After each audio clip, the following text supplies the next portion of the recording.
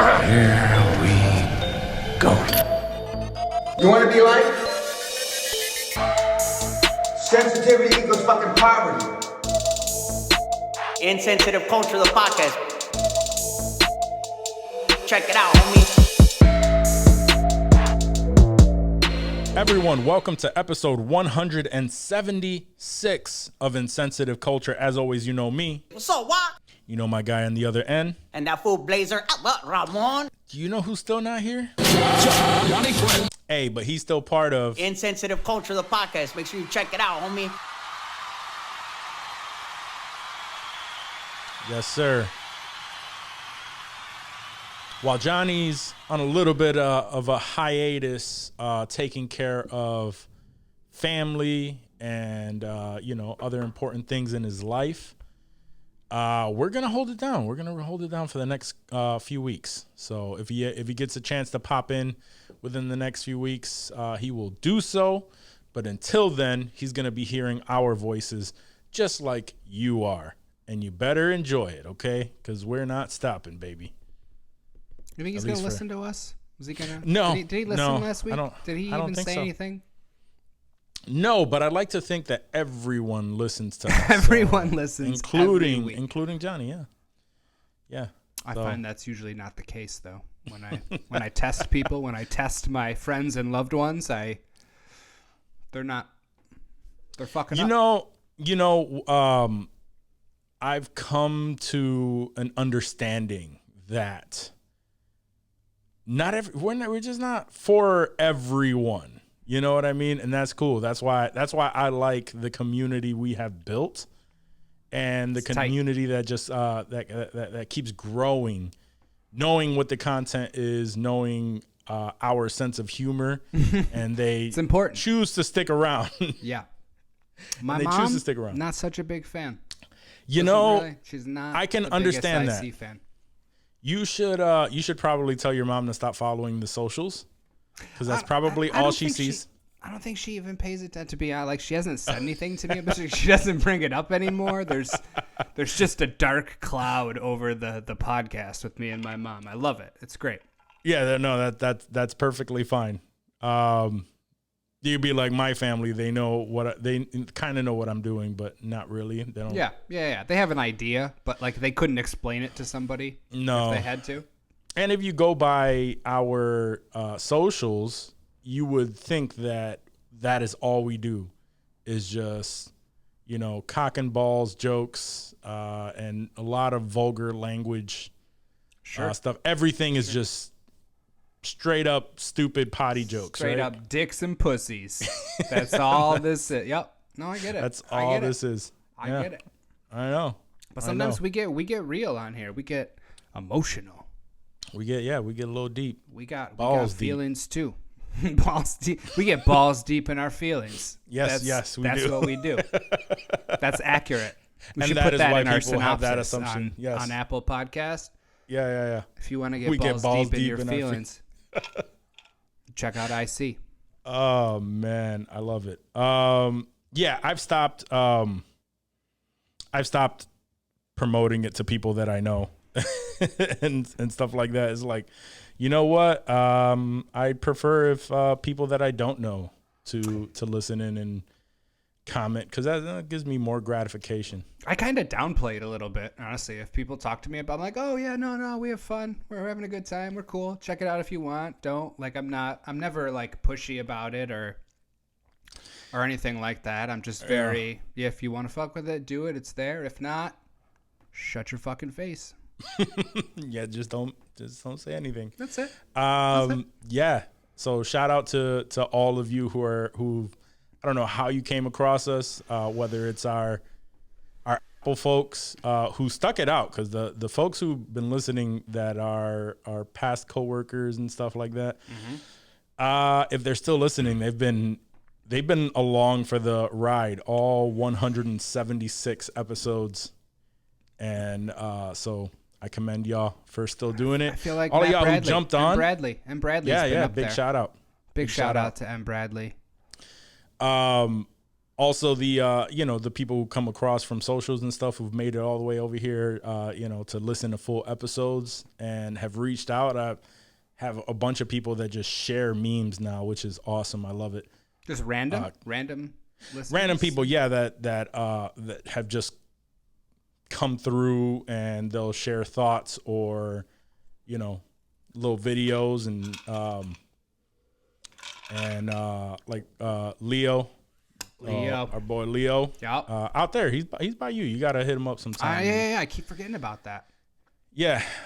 Showing us his little man watching. That's the right. Watching the watching the pod. I saw that in the story. Yeah. That was dope. I showed that to a bunch of people too. I was like, yeah, check out little homie. See, he's one I don't know from a hole in the wall. He just came out of nowhere. Was like, yo, I'm a fan, and it came through. So from the Bay too. Love it. What's up. Yeah. Love that. Yeah, and the closer people are to us, sometimes they fall off, and you know, I don't know. It's a very weird thing.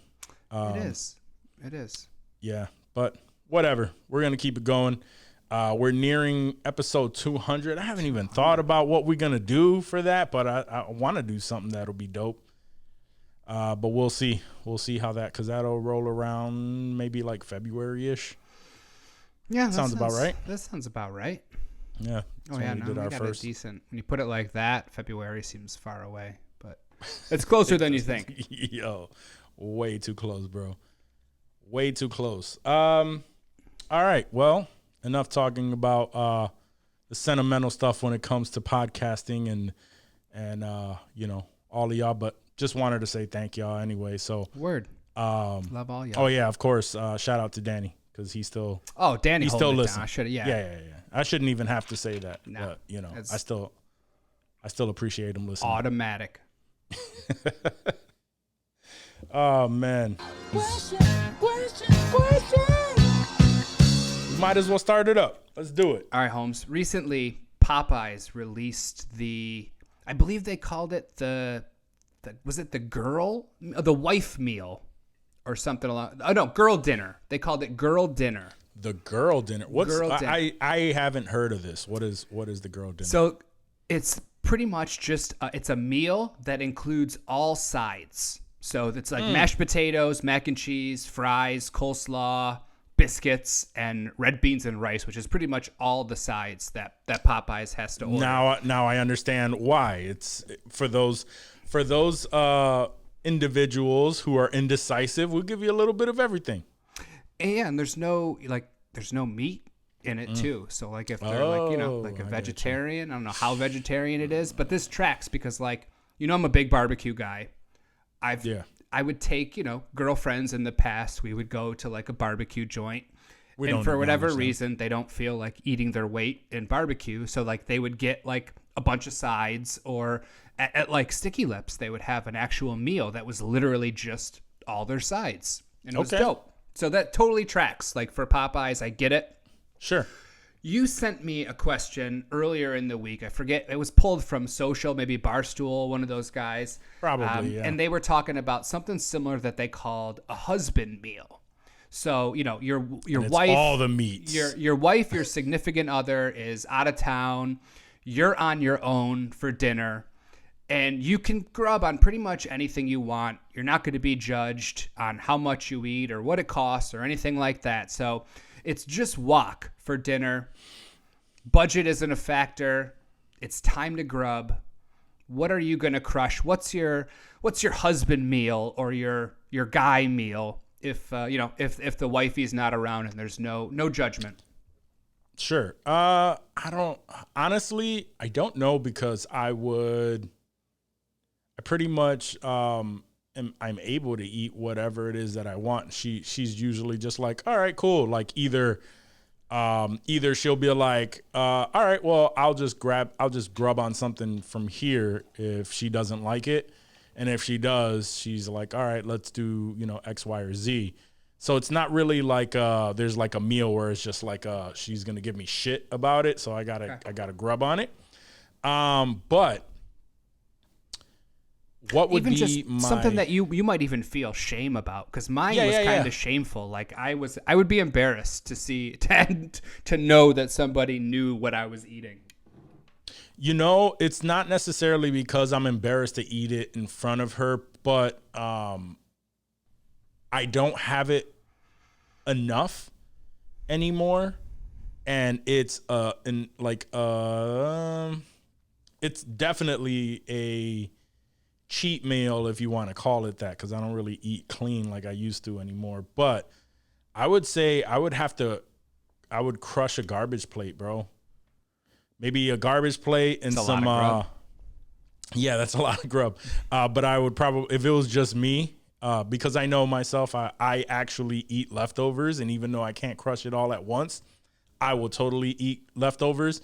But garbage plate as a leftover is kind of, you don't want to do that, so you crush it all at once. For the non-Rochesterian listeners, Yes. What is a garbage plate?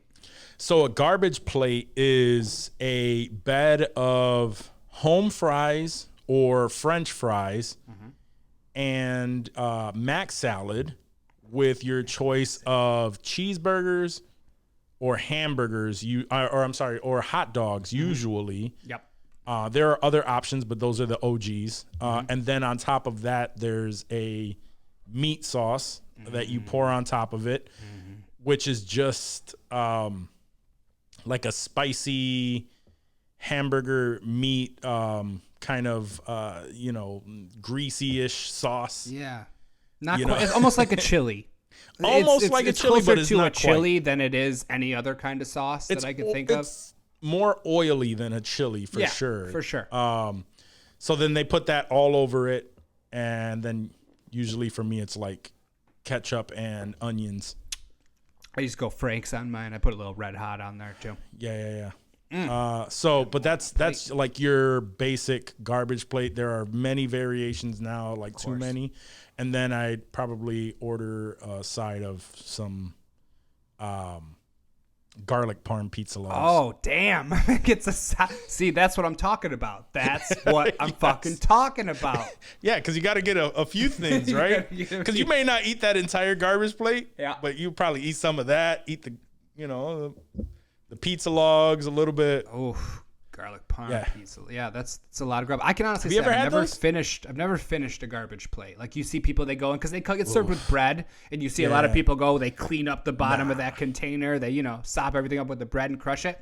I've never been able to finish a garbage plate. If I eat a garbage plate, I have not eaten all day.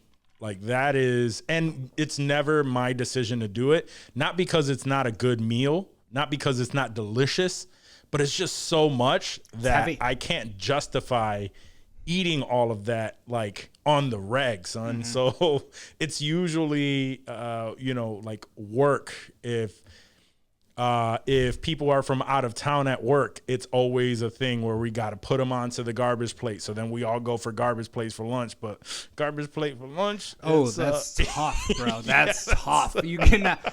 That's like saying, let's drink a gallon of vodka for lunch. Like I'm passing the fuck out regardless if I have a plate. Truth be told, again, for those of you who are not familiar, if you're having a garbage plate, generally you are drunk. Yeah. This is after the bars. It's midnight, 1, 2. Yeah, midnight. It's like 1, 2 in the morning. You're going to grab a garbage plate, and that is the only time where it is like a legit good idea. Until you wake up. Once you wake up, that plate was not a good idea. Oh, anymore. Man, son. I think I've told the story. The story where you wake up and you finish the garbage plate? Yeah. I woke up. I blacked out. Woke up the next morning trying to piece together my night. Like, what the fuck happened? How did I end up in my bed? How did I get here? I walk down the stairs and I look on the table, on the coffee table, and there's a full garbage plate, like untouched. How long was it sitting out in the open? All night, it wasn't son. even in the fridge. He just all night, son. And I'm so confused that I'm just like, all right. And let me eat this and try and piece it back together. Yeah, because you're fucked up. You're that fucking hung up. And I was young as fuck, man. So back then, when you're in your early 20s, you're untouchable. You Foodborne illness ain't a thing when you're in your you ain't early 20s. None of that shit. No, you're just crushing that. So yeah, that would be. That's a good solid meal.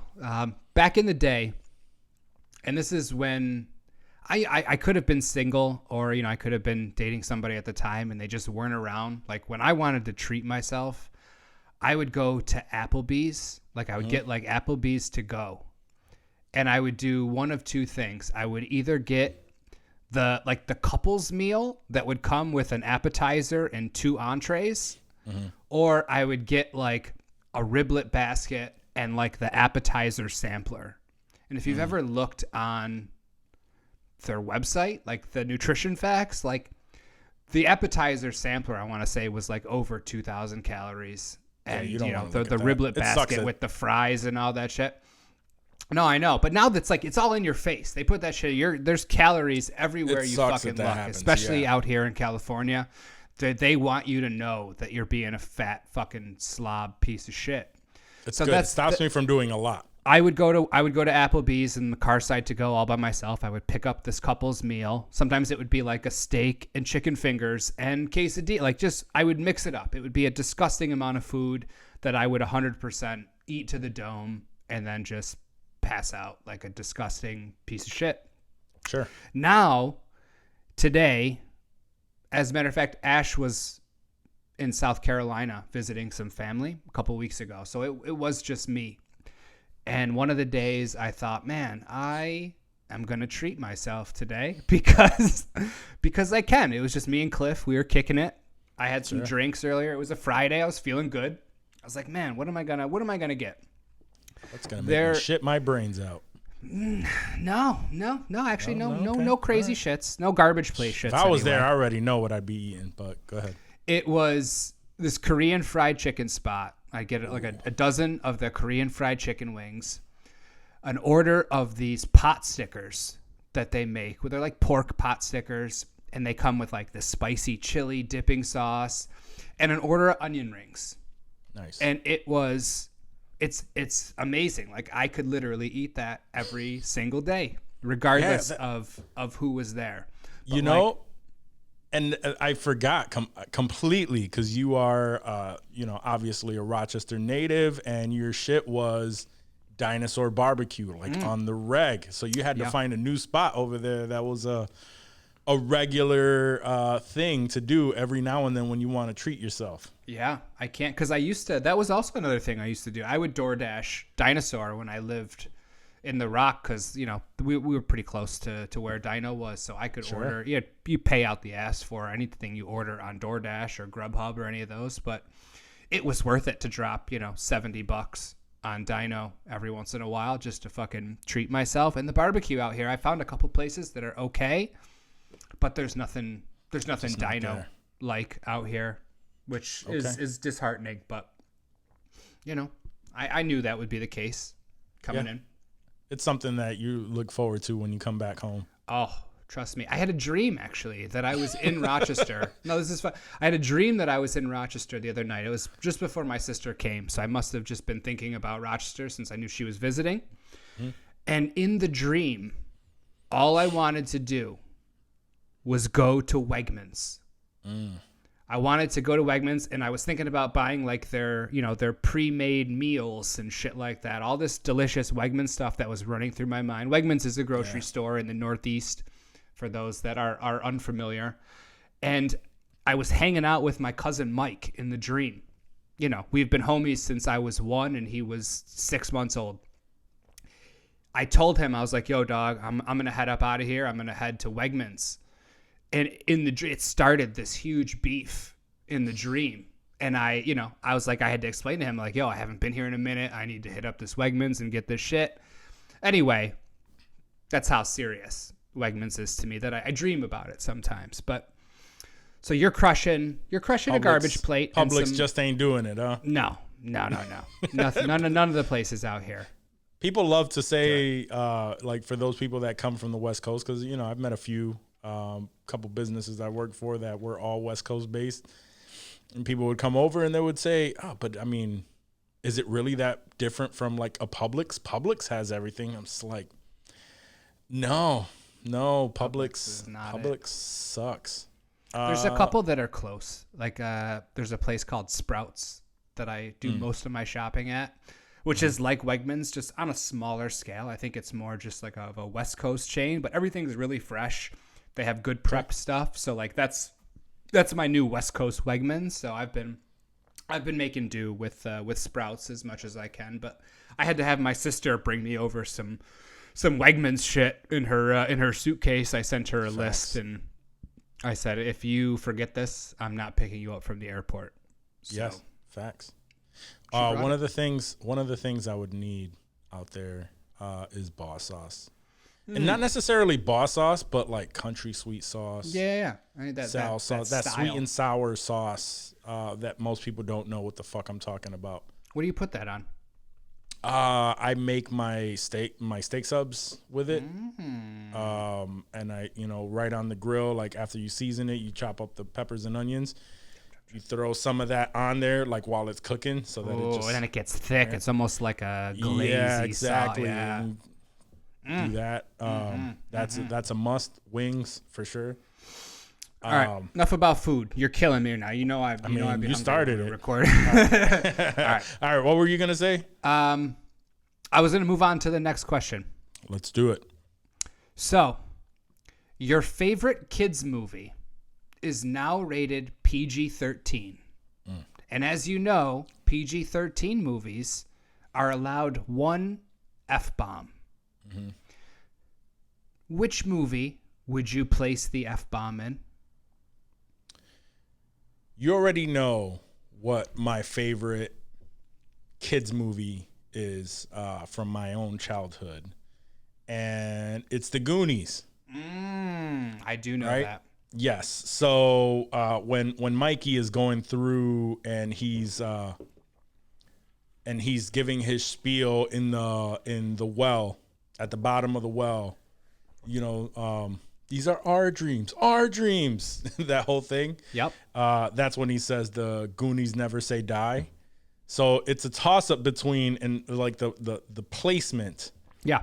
That's everything. It's a toss up between Goonies never fucking say die, just to throw an emphasis on that. Yeah. Or this one I kind of like more, just like with a little bit more anger, just Goonies never say die. Fuck. Yeah, just fuck. Yeah, I like the emphasis on the fuck at the end because that's how I talk, just to punctuate a sentence. Yeah, fuck is punctuation. Facts. Fuck. Yeah, like fuck. Yeah. Jesus. No, that's good. That's good. Even though I'm not the biggest Goonie fan. Yeah.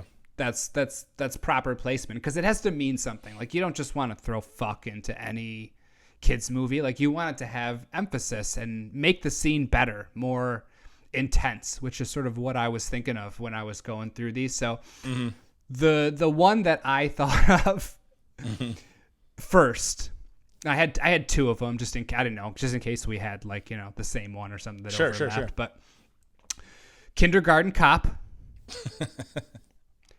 It's not a fucking tumor. It's not a fucking tumor. Not a fuck. Just to the little kid who's just like her. Like he was already shook because Arnold was yelling at him. But he's like, it's not just to emphasize that, it's not a fucking tumor. Relax. Move on with your shit.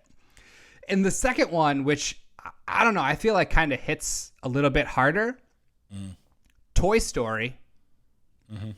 Woody says to Buzz, pretty much he's like, hey, you are a toy. You are a fucking toy. Boom. That would be just great. Like that. The little kids are in their seats watching in the theater with their popcorn and their toys. Like, you are a fucking toy. And he's like, oh shit, bro. Shit. Like that. This shit just got dark and serious. And like, I feel like those two are really sort of pump up the situation. I would love it. There was others that I was trying to think of, but the fucks just seemed out of place. And those two, I feel, because in Kindergarten Cop, you gotta remember Arnold was like a detective, like a badass detective. So I could see him letting a fuck slip. Yeah. Actually, since you said Kindergarten Cop, another good fuck placement would be when the kids are all getting crazy and shit, and he goes, shut up. Just to do a shut the fuck up. Yeah, because that scene was, they were running around, jumping on shit, and just being wild. Yeah. When's the last time you watched Kindergarten Cop? Have you watched it recently? No. I feel like it's on Netflix. It was streaming somewhere, and I recently watched it. And I don't know, just whenever you rewatch something through like an adult lens, even if you've already seen it in like your mid-20s, it's different in your mid-30s or your late 30s. You catch a lot of shit. A lot of sexual stuff for sure. Oh, yeah. Oh, yeah. Big time. Sexual innuendos and... Sexual innuendos. Yeah. Facts. Yeah, I'd like to see if there's any... We'll have to make that a clip because I'm curious to see if there's any other... If our listeners would have something better than Kindergarten Cop, Toy Story, and The Goonies. Oh, for sure. I'm sure there would be a ton. I was trying to think of other ones, like other movies that I've seen growing up, but there's not really like a tagline that I could remember. Yeah. To really place an emphasis on, with fuck, because that's all that's how I look at it too. Like there has to be a reason for a fuck, right? You can't just say it anywhere, even though, for people who listen to our podcast, we kind of just place them, we sprinkle them all over the fucking place. Just Salt Bay it a little throughout the entire episode. But there has to be like when your words are intentional, like in a movie, TV show, like every word is it should be intentional. That word, that placement, especially when you have one. I was gonna say, when you only have one, bro, like you have to make it count. Yes, it has to be in the right spot. I agree. Facts. I like that. That was good. All right. So I'm going to give you 3 dudes. You have to choose one to protect you, and the other 2 are trying to do you harm, trying to get at you. Okay. Originally, I thought about doing just like the weakest, nerdiest, shittiest 3 people just to see like, how that would pan out. But I didn't go that route. I ended up with the Joker, Heath Ledger's Joker, by the way. This isn't some Jared Leto bullshit we're talking about. Anton Chigurh from No Country for Old Men. Or the Winter Soldier. We're back with the Winter Soldier. We are. I felt like the Winter Soldier was just needed a little bit. Just a little, just a little push. Okay. Who was the first one again? The Joker, Heath Ledger. The Joker. Okay. One protects you. One protects you. The others come after you. I would.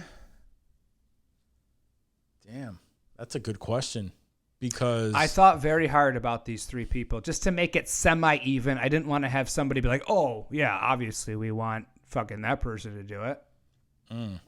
Well, the thing is like they're all very methodical in their own way. In different ways, right? In different ways. Yeah. And they're aggressive in very specific ways. So strengths and weaknesses. You naturally you would think, how would this person come at you? But my thought is, how would this person protect you? Yeah, that's what we're thinking about now. And I would. I like that. Good. I'm glad. Yeah. It's really between the Joker and Winter Soldier for protection. Reason for it is I believe the Winter Soldier and the Joker each would just take out Javier Bardem. Because he's methodical, but there's nothing special to him. He's just walking. He's looking for you. He's just not stopping, and he's just killing people on the way to get information. But I feel like he can be killed fairly easily. I don't know about easily. Well, by the other 2, not by me. Because they're protecting me. I didn't think you were going to fuck up Anton Chigurh. Sure. So that's my point. Is like he can easily be fucked up by the other 2. The Joker is 2 steps ahead. he thinks of everything and how to lure you in. But that's more of a tactic that you would use on your enemy, not necessarily with protecting someone. I don't know how he would be able to protect someone, but maybe, I mean, obviously using the same skills. I just don't. Whereas Winter Soldier, if he was your protector and they came after you, he would just not stop. He would protect you with his life, essentially. So I'm leaning more towards Winter Soldier. I think he would be a better protector. Yeah. And he would have to be to avoid like the Joker's traps, because everything that he's doing is extremely methodical to where he knows how you are going to respond to it. And I think that the Winter Soldier, when under the spell or whatever that he's in, the hypnosis that he's in, he can move very tactical, and you wouldn't be able to really pick up on what his thought process would be there. So yeah, Winter Soldier. Winter Soldier. I'm gonna go with Winter Soldier. Not probably not a very not long-winded answer. breakdown of this. That's okay. I'm gonna break it down myself. So I think the Joker, though he is smart and cunning, I think he's kind of a pussy. Okay. He's, he can accomplish his tasks. Like I said, he's prepared. The whole, Harvey Dent, what's her face, bomb plot there. Like, it obviously takes skill to pull off a lot of the things that he does and preparation. Sure. But I feel like he's not going to do anything himself. Like, I feel like whenever he attacked somebody, like, they were cheap shots. Like, he came in with, like, his foot knives or whatever, and we'll start kicking. But, like, if push came to shove, Batman and Joker fighting, like, he's gonna get his ass beat. Yeah. Right? Because he's, like I said, kind of a pussy. Not in a normal pussy kind of way, but in just the fact that, like I said, he will pay somebody to do it. He's smart enough to not do it himself, basically. So I think that Joker's kind of pussy-ish. Winter Soldier, though very strong, like you said, under his hypnosis there, it took pretty much like Captain America and a couple other Avengers to kind of like subdue him and get him under control, right? Like, it's like a lot. But yeah, that's definitely a lot. Anton Chigurh, like you said, there is no quit, and he is human, so like he doesn't have powers, but there's just something evil and menacing about him. If I chose him I would pick Anton over the Joker for sure.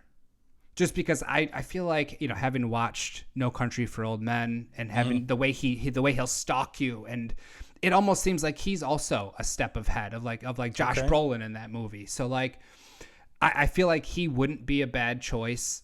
I just feel like he may kill you. Like, I mean, it could be any other than the Winter Soldier. I think Winter Soldier is hypnotized to protect you. There's no benefit to him. He's just told to do. He's a soldier. He will do what he was asked to do. Whereas like, Joker could fuck you over. Joker could definitely fuck you over. And Anton Chigurh. Yes, and I think more so Anton, because if his reasoning for protecting you is solid enough, the Joker will do that, even though he's on his own thing. But he could definitely fuck you over. Anton would fuck you over just if he felt like, because nothing is the flip really of a that, coin. He'd say, call it. Nothing is that important to him to where if you are annoying him enough and you don't know why you are annoying him, he will just kill you and then still deal with the other person. Like, he's still gonna. And he got hit by the car at the end of the movie, so like he's he's not impervious. No, he's not. He's not. I feel like he would die coming after the Winter Soldier. Yeah, I want to live, so I think Winter Soldier would be the way to go. just like having like really thought it through and discussed it like this, I feel like you're right. This is it's that trance. But what if it was just Bucky? No trance. None of that. You didn't say the magic, words that what's his face was saying in there in the movie to like get him crazy. Like obviously the Winter Soldier that we see, Endgame, Infinity War, like he's still got skills, but he's not necessarily under that spell, that trance, so to speak. So he has feelings, his emotions. If it was Bucky, I would probably still choose Bucky just because he's got that arm. That arm would help for sure. The arm would help for sure. But and like you said, he has all the skills and everything. But at the end of the day, Bucky would be the less likely one to fuck you over. Because Bucky was just a normal good dude. Like the Joker and Anton, they probably were not good dudes to begin with, right? Yeah, exactly. But I think Anton for sure would be the highest likely to just be annoyed by you, kill you, and then still deal with whoever's coming after you. I feel like the Joker would be most likely to fuck you over, though. Probably. Just because, for a buck or just a whim. Who knows why the Joker does what he does? That's true. He could easily, make you a pawn. It becomes a game now, right? Instead of it being like protecting you, it became a game with this dude. He's just like, oh, this is fun now. Yeah. That's shit's scary, dog. I don't want to fuck with any of that, bro. He's scary. Right, exactly. Word. Yeah, all right. Winter Soldier. I guess that's a good one. I don't know. Maybe we'll. If I think of some more people, we'll re-ask this in a couple months. Yeah, we got to go with 3 like really terrible people. I tried. I thought about doing all Terminators, like the T-800, the T-1000, and then the chick Terminator from the old Terminator 3, the sexy chick. Sure. But then I feel like the Terminators just sort of get better as they go on. So like the newest Terminator at the end of the day is probably gonna win. So I didn't think that was as fair. But yeah, well, I'll think of some better ones. Or maybe we'll go the other route. We'll think of just the nerdiest, weakest, punk-ass pussies that we can think of. I think that would be fun too. Yeah, I'm down for that. All right. Real quick, I'm going to take a quick 5-minute. I got to see what the checkup is with my kid, and then we'll jump right back in. Word. So yeah. My son broke his pinky. So bummer. First broken bone for him? First broken bone. Hopefully the last. I've never broken a bone, so my toe, my pinky toe, I broke. That was the only bone I've ever broken. It was the day before like one of my college semesters started. So I was hobbling around Brockport campus. Dude, with a broken pinky toe. Only time I ever had summer school, I forgot what grade it was. It had to have been. Did you have crutches or something? Yeah. It was the only time I went to summer school, and it was because my knee had my knee used to pop out a lot because I never worked out, and I was a heavy set kid like all my life, and I had bad knees. Where like literally, son, I'd be walking and my knee would pop out of place and then it's just sore for like days. And it'd be funny if you caught me do it because like it's just I'm just walking normal and then just like it gives. And to the naked eye, like it looks like, oh, what the fuck is wrong with you? But to me, it's just like painful as fuck. And that used to happen. That happened all the way up until I actually started working out and strengthened my legs and stuff. Then that stopped.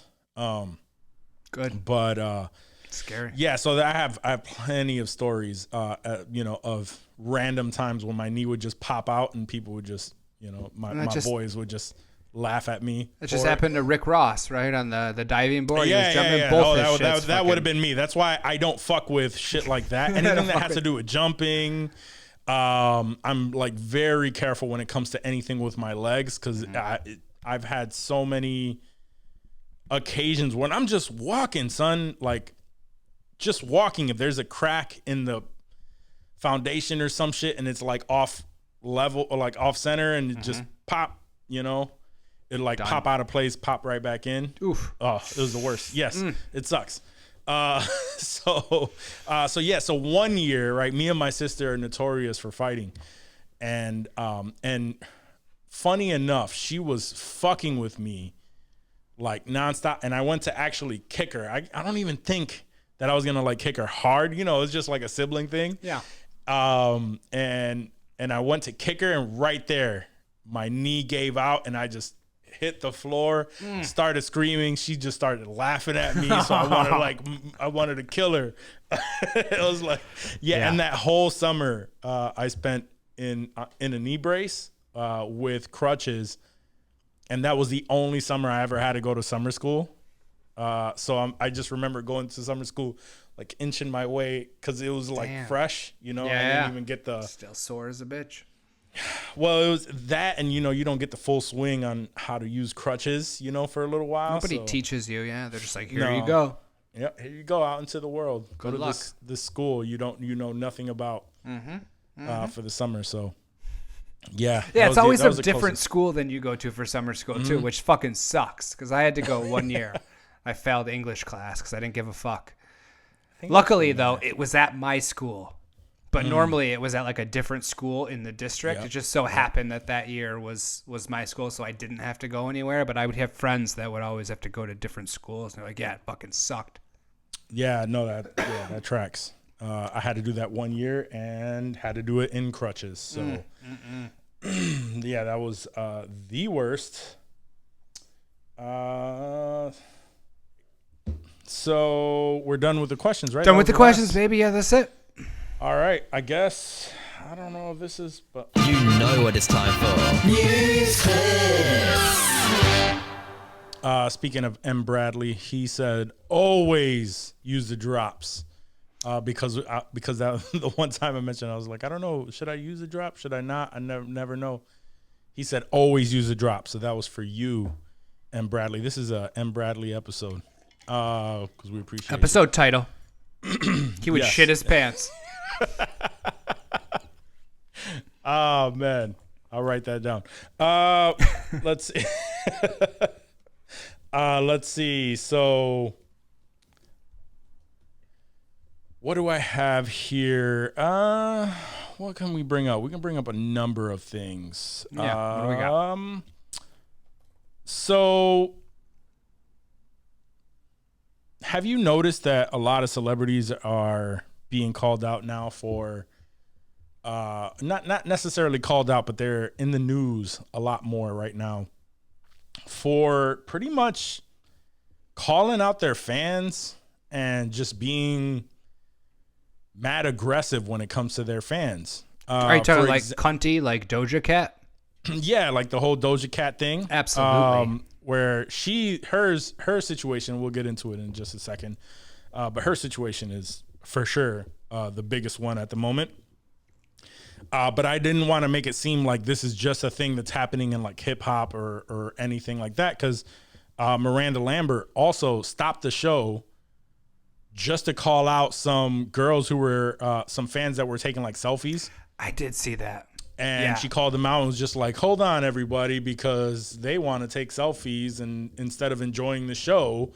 And it's like, yo, so like what the fuck is this is the thing now with these celebrities now going against their own fans, the people that made them who they are. Mm-hmm. I get it. There are boundaries that have to be present when it comes to certain situations. But like Doja Cat's situation where her fans want to call themselves like kittens or something. Yeah, it was kittens. Yeah. And she just had to go all out on saying like, nope, I don't owe y'all shit. Get a life. Like, you're fucking losers. You got too much time on your hands. Right.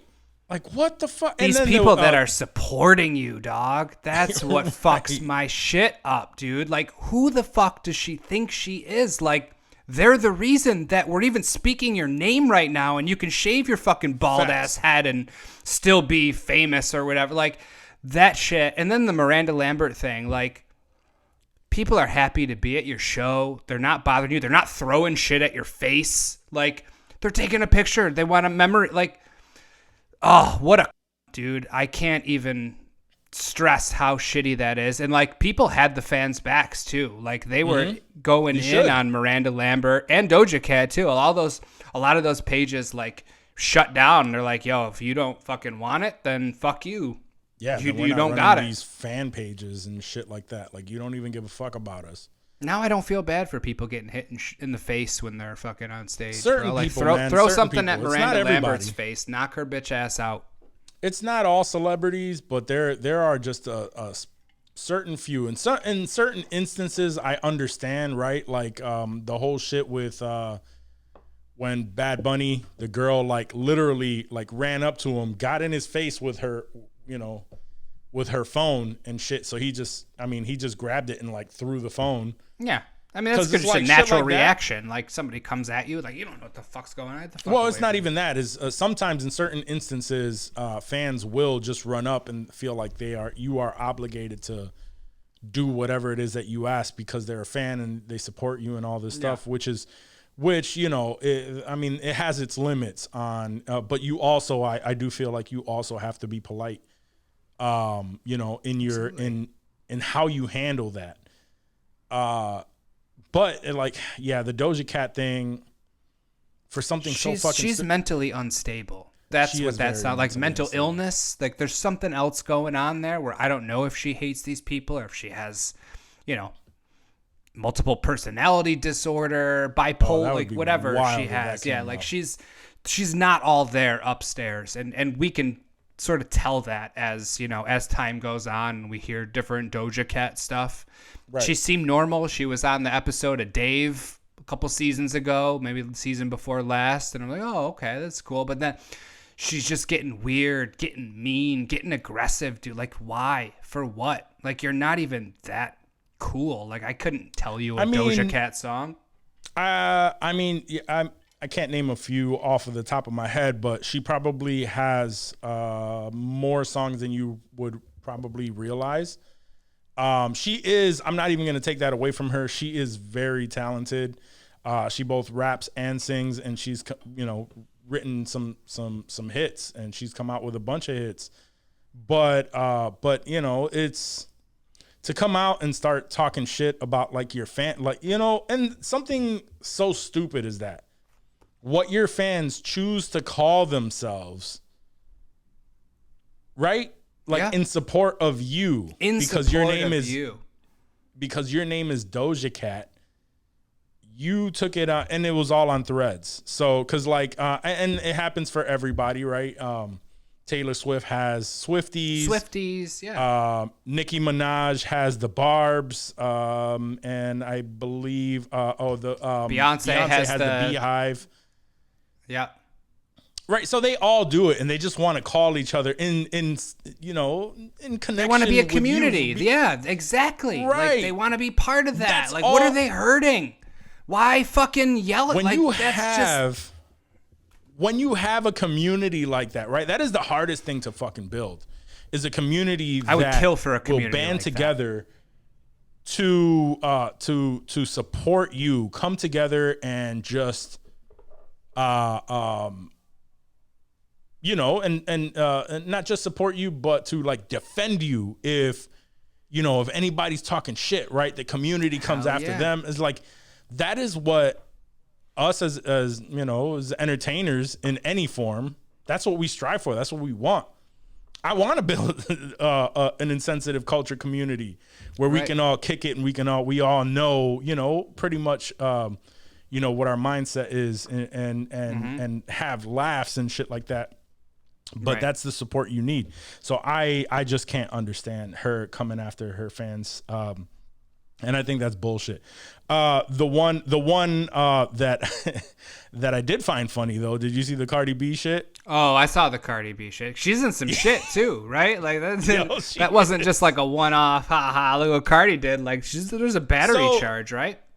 So that one was interesting because there were there were multiple videos, right? And the first day you got the one where she got upset. So for those of you who have never seen it, there's a video and you can look it up. You can research it. There's a video of Cardi B. The girl, someone in the crowd throws water at her, like out of their own cup. Mm-hmm. It hits her. She gets upset. She throws a microphone into the crowd at the person and says, "What the fuck?" You know, and like stands up for herself. Funny. It looks like you're like, what the fuck? Like, why would she lash out like that? But then again, you're like, in these situations, she stood up for herself. Cool. That's my initial thought. Like, she stood up for herself. Fuck that. But then more stuff started coming out, and this is why it led to a battery charge, right? There's another video that shows it from a different angle. The girl was like instantly regretted it and was just like, I'm sorry, right? That was the other one that I saw.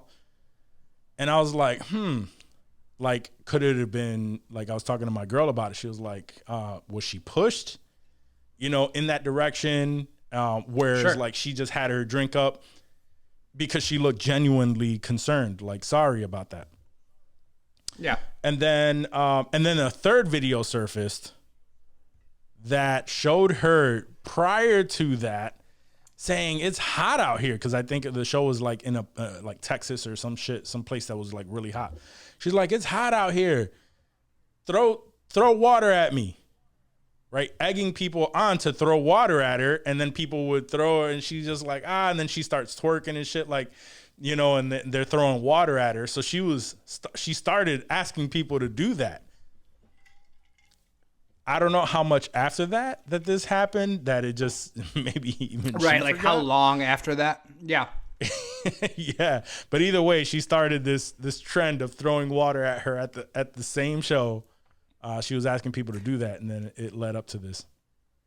Did she hit the same chick that threw the water at her? Is that who's pressing charge, like for the battery charge? Do we know for sure? Because I thought maybe she like threw the mic and hit somebody else on X. Because I don't know, would she play baseball? Like, to throw a mic into an audience and hit who you're trying to hit probably isn't as easy as it sounds. I mean, I don't know how it wasn't close that she was exactly, yes. but like, was it the same chick? Do we know? It was the same person that's Okay. pressing charges, and it looked like she did hit her, because it was just like 2 to 3 people in front of her, so it wasn't that far. Bop. That shit hurt. I feel Yo, like but that a would microphone hurt hurts, son. motherfucker. A Yeah, mic dude. hurts, Like son. a real mic, if you ever held a real mic, that shit's heavy as a bitch. And not only that, but I'll tell you one thing: if that was me in that situation, whether she hit me or not, I'm pressing charges, because now this thing went viral. Now you gotta get that bread. Yeah, now it's just This thing went viral. You can't see if she hit me or not. So yeah, of course she hit me. She fucking hit me for sure. facts. So, yeah. Give me what, 20K? So that's all I want. yeah, that's unless like somebody was like really looking at this girl and recording like the entire thing and caught the connection from the mic. Yeah, she has a case. But either way, that one I found funny. Cardi just threw her mic at a DJ as well. I just saw recently. I don't know if it was after this incident, but the DJ was fucking up, like stopping or starting something too early or too soon, just not doing what she wanted to. And she threw the mic. I feel like I saw it on maybe World Star. I didn't know if you had caught that on like Threads or X, since it's not Twitter anymore. Yeah, I am. I was like, is this becoming a habit now? Like, is that her go-to? I'm just going to fucking throw this mic at your shit. Yo, mics hurt, son. Them shits are hard. And they're expensive. You don't want to break a mic. She threw it at her DJ. At while her she was DJ. performing on stage absolutely. in Las Vegas. Yeah. And that was on the same day that she threw the mic at an audience member. So it was Where the did she get all same these day, mics separate from? event. I mean, what are you talking about? Just pulling out a mic, back literally pocket, handed got a to her. mic, got a spare mic. It was a different show. But yeah, but still, what the fuck? Yeah, no. She have she was security? probably just in the habit of throwing a fucking microphone. I mean, it's all she has, right? I guess you got to do what you got to do. Right. It was at the end of her performance. Threw the mic at him like, Yeah, bitch, that doesn't get look your good shit for her. together. I mean, but Nah. whatever, man. What's don't really care. gonna come out of it? It's not like she's gonna go to fucking jail. Nothing. She's gonna She's be gonna pay a fined. fine, maybe a little more community service. She don't. That give a initial fuck. one I thought was funny, and I was like, you know what? It's like, why would you do that to fucking Cardi B? It was only weird that afterward I was like, oh wait, she was asking people to throw water on her. Yeah, so they left that now part it's a bit out, or fucked maybe on I your just side. didn't read the story. Asking them to. No, yeah, that is. Yo, there's a weird thing going on right now. What? Oh, there we go. Just side tangent. I'm the two computers that I have right here, right? I have one here for recording and I have one here with information. I didn't notice that they're pretty much being used, like this one over here is being used as a secondary display, like a sidecar. And sidecar. so every now and then my mouse cursor is jumping onto the other computer and I'm confused as fuck. Like, why is that happening? Yeah. But now I figure it out. But anyway, Did you see? so yeah. off of the Cardi and Doja Cat and everything. Just in other news, I saw that NASA has been testing a supersonic jet. They call it the X-59 that could take you anywhere on Earth in 2 hours. 2 hours. 2 hours. Any location on Earth, no matter where you want to go, up to 2 hours, has a top speed of nearly 1,500 kilometers per hour. Oh my God. Why would they create something like that? I don't know. I mean, it'd be dope, right? To just get like, oh, yo, I want to go to fucking Dubai tomorrow. 2 hours later, you're in Dubai. Yeah. What? No, I mean, that would be dope. What I'm initially thinking is the feeling of like how fast you're going to make it anywhere in the world in 2 hours, bro. But You at the see same those time, videos. when you're when you're on a plane, let's say you're just taking a normal flight, them shits are going 500-600 miles an hour sometimes. Does it feel like you're going 500-600 miles an hour when you're just cooling out on a plane? No. However, to go the speed, and obviously that's going to change depending on where it is that you're trying to go. Sure. Right. So if you're trying to go from SF to Dubai, right? I don't know what that. Let's say an international flight, right? Yeah. Normally a flight, let's say to Japan, that normally takes you have to take airplanes that have beds and shit because you are going to be on a plane for an 24 uncomfortable amount of exactly. So when you say 2 hours to go somewhere like that to Japan, right? Do you know how fast you got to be going to cut nearly 24 1,500 hours? kilometers per hour? Exactly. That's my point. So when I think of that, I think of like a jet. The videos Like a of like fighter. the people taking G-forces. Where Yes, they're and then all it's fucking- just like their shit's like, oh, peel. I'm sure they got to work through some of that, but a flight, they said, from London to Sydney, Australia, is normally a 22-hour flight. Oof. 2 hours. Sydney to London. Huh. I'd be interested to see like what I would what too. This, I mean, I hope this is something that eventually would turn into, hey, we're putting this technology on all flights. Two, that makes me wonder whether the next thing I'm bringing up is true or not. But the government apparently confirmed that there are UFOs.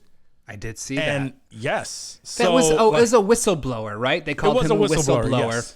Yes. So like, Do you think that that's true? Because technology like this that didn't exist not too long ago. Now we have technology that could get us anywhere on Earth within 2 hours that normally took 22 hours. we're not quite at light years yet, but Correct. it's a step in the right direction. Correct. For sure. Yeah. That had to Maybe- be an acknowledgement of some sort of or reverse engineering of some sort of technology that we did not have access to in the past. So that's what you think these, because they said they had not only crafts, but bodies. They called them non-human bodies, which could be an alien life form. It could be robotic. However, do you believe the dude? I don't know, because it was just that one dude who was under oath. Don't get me wrong. Like, that was a real hearing. That really means nothing. I just feel like, two things came to mind. What does he have to gain from saying this? Sure. And why? And what does he have to gain from lying about it? I still don't know that dude's name. It's not like he got instant fame from doing it or anything like that. Like, what do you have to gain from either coming forward with this or, in it being the truth, or making this shit up and lying about it at like a congressional hearing? And, I want specifics. Like, what? I want to see bodies. Like, I still of the mind where I need to see proof. I need to visually confirm. Mm-hmm. I need to, read something or see something, just something more than some guy that says, oh, yeah, no, yeah, we got that. That's something that we found, which is scary in its own right. But I also feel like this hasn't been made a big enough deal to the point where everyone's going to start believing it and freaking out. Like, we saw the video. I've seen some articles about it. But, why didn't CNN do like a breaking, we're going to fucking stop everything, there's alien life forms, we've recovered a body, like that sort of fucking craziness? Where is all that? Well, his name is David Grush. Shitty name. And David Grush, it is. He served 14 years as an intelligence officer in the Air Force. Okay. And so, I mean, he's a person who would come across. Now, as far as like what he plans to get, so it is a very interesting question. Like, why? Why now? Right? Why is the government okay with this? Right? It could be a number of things. It could be one, that he's legit, right? He knows that whatever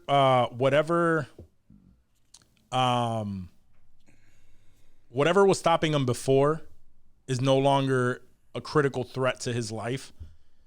For saying it, whatever. Maybe something was lifted within their protocols of the government to say, you know what, aliens, you saying this about these aliens is just not a threat to national security. We don't care. You could say X amount of things, right? That could be a veil that has been lifted behind the scenes that we don't know about. So then he came forward as someone who does that. It could be that. It could be when you say something like this, we need you to say this. We need you to say this because we, no questions asked, but in the government's mind is, hey, we really need for people not to, to look in this direction. So, yeah, sure.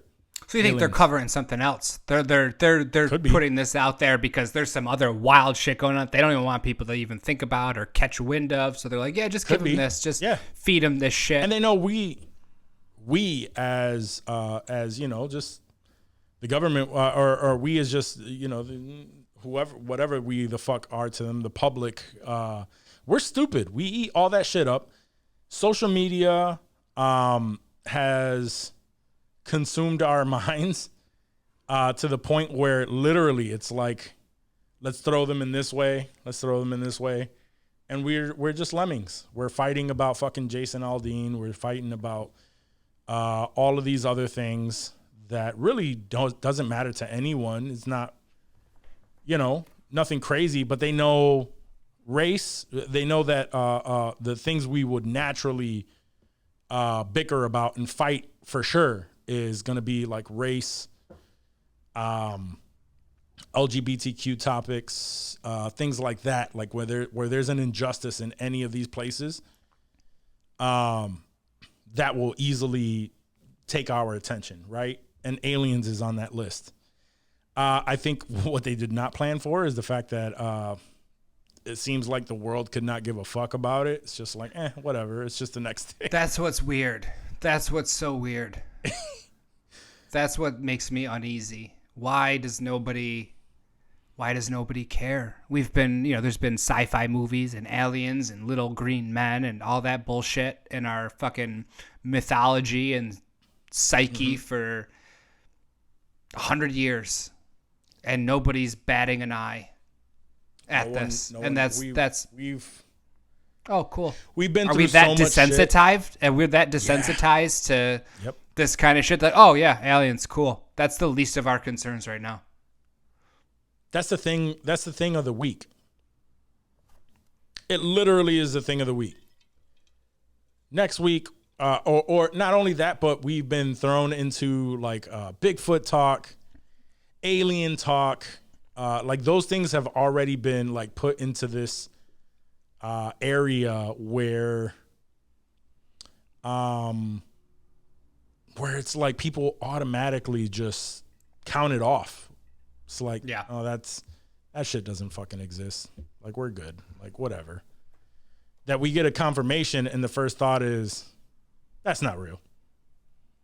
Unless they show a body. If they show an alien body, like for sure. And even then, they're going to be like, oh, that shit is fake. That's not real. But exactly. It has to be like an alien attack that people are really just like 100% seeing. And there will still be a bunch of people that would just claim that that's CGI. Oh, it's CGI. It's AI. They created it. That's not real. It's like, dog, shit is blowing up right now in whatever city that they decided to do. Like, it would have to be some metropolis area, some big, like if New York City, aliens just decided to fucking attack New York City like fucking like in the Avengers. I was gonna say, like, yeah.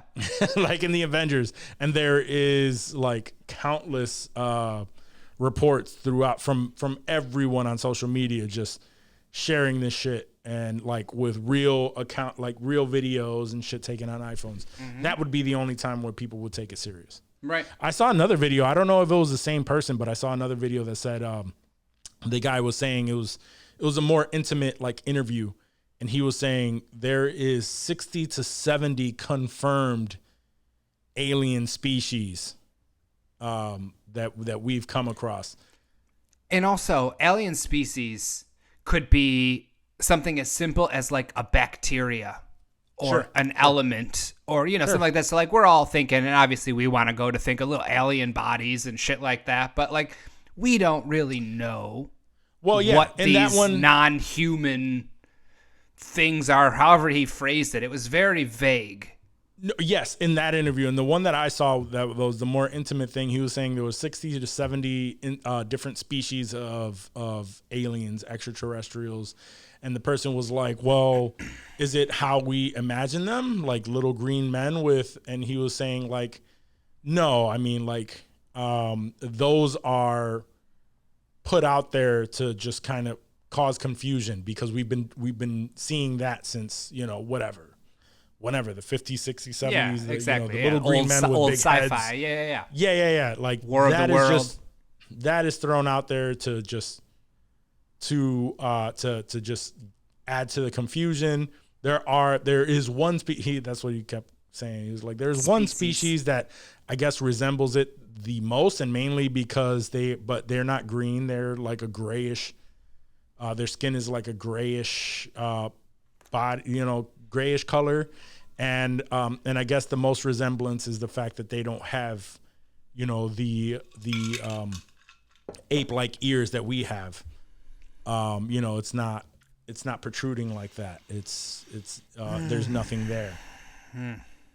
So there's a lot of shit out there where it's just like, is it bullshit? I mean, I question these things. You have to. I do believe that there are, life forms on other planets. We would be stupid to assume that we are the only life forms. Humanity is the only thing living in with as big as space and that endless tie, all the planets, everything. Like there has to be something. I'm not above saying that. Right. I don't know. This timing seems weird. It does. I don't know about this dude. I don't know how legit he is. It all feels kind of inconsequential. And I need to see a little body. I need to see a little alien body. And that is where the world is. And that is why nobody gives a fuck, bro. We need more. In and other I don't know news, if we're ready for more. I just had to throw that in. Are we ready for more news though? That's the question. Yes, absolutely. Lizzo. Have you seen this? So yes, I was actually going to bring that up as well. Thank you. All right, let's continue. Let's dive in. Okay, so please continue. Lizzo is being sued by former dancers who say yes, they were pressured at a strip club and were also, you ready for this? Weight shamed by Lizzo.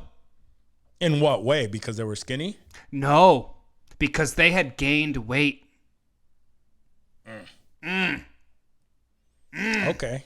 What? So you know what my initial thought was with this, with the first thing that comes up, right? The first thing that comes up with this whole Lizzo story is the fact that she is being hit with sexual harassment.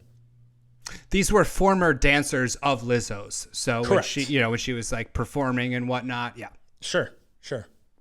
Do you know, and this is my natural thought, right? Or the first thought that came to my head, and it's possibly insensitive to some people, but that's what we do. But these are only harassments that I hear about from an overweight person. Do you think they're only being felt like they're being sexually harassed because she's overweight? Because herself is a big girl, and a lot of people make comments on how big she is. And maybe I could be wrong, but and this is from just observing the past, right? Of people that I in real time in my life that I've seen in workplaces, in the world and whatnot. People never complain when the ideal skinny, quote unquote, beautiful person hits on them or makes like sexual jokes or things of that sort. I'm not saying it never happens. Sure. But it's highly unlikely that it happens. But people will always complain when that person who is not, who is heavier or something that's not the ideal looking person does the same exact thing. That is when there's a complaint. That is when I want this person fired. That is when like everyone just like really feels offended by it. Maybe I could be wrong. No, that's 100% true. However, in this case, the sexual harassment accusations came from like a specific incident where they were all in a club in Amsterdam. Okay. And at the club, Lizzo allegedly began inviting cast members to take turns touching the nude performers, catching dildos launched from the performers' vaginas, and eating bananas protruding from the performers' vaginas. Is any of that allowed in Amsterdam? I mean, I don't know what's allowed in Amsterdam, but the fact that she was pushing these cast members to do this, like her crew, basically, is not good at all. So I mean, I get what you're saying about like if they were hot, it would be okay. If they're not, those were just questions that I had when off of the just initial thought of sexual harassment charges coming against Lizzo because she is always being attacked for her size, and I've seen that shit in the past. But now, all of that other shit is crazy. The weight shaming, the weight shaming, bro. This bitch's whole shtick is about being big and beautiful and loving yourself, and that's the message and the bullshit positivity that she pushes out there. Yeah. And then, I mean, if this is true, like I said, none of this has been proven, but you have multiple people claiming that she has been harassing them about a little bit of weight gain in her performers, which I don't know what their contract says, if that's allowed, or, I don't know how that shit works, but just the fact that she has the balls, if that did happen, to say something like that, a big bitch like that. Wild. Yeah. This is a wild story. And I've never cared for Lizzo. I obviously don't care for her music. I would love nothing more than to see her fucking shit the bed if all this is true. That'd be great. That flute needs to go. Oh, that flute. Oh, yeah. We know where. She probably would shove that in a Amsterdamian stripper's snatch and make one of her dancers touch it or something weird like that, according to this story. So, yeah, I want to see how this turns out. If there's any validity to any of these, just so I can say, ha, I knew it. This fucking son of a gun. Fucking Lizzo. I don't know if there's any validity to it. I saw it in passing just before we started, so I hadn't looked into any of it. Yeah. I mean, and her company is called Big Girl Big Touring Inc. So that's hilarious if that is true.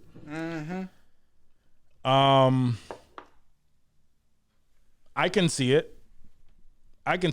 If the weight gain is adding to you not performing the way that that you should have been, or not keeping up, I could see her shaming you in that sense.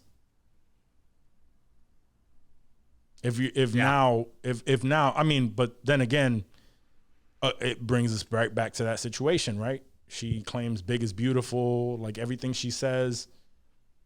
It empowered them to be themselves, right? To gain that weight, to do that. Yeah, big is beautiful, right? So now, because it's a hindrance on what you're doing, now it's a problem. So who knows, man? Hopefully, we get some more information on this, so that we could then, look into it a little bit deeper. Yeah, I mean, this is like I feel like the most I've wanted to see somebody get canceled since Harvey Weinstein, bro. Like, it'd be great. Just because I can't stand that bitch. That's why. Like, this would be personal validation for me and all the shit I've talked about Lizzo. I personally don't give a shit about Lizzo. She is annoying in a lot of the things that she does. I don't like her music. I always felt like her message was fake and bullshit. A lot of people, unhealthy. A few people, say that.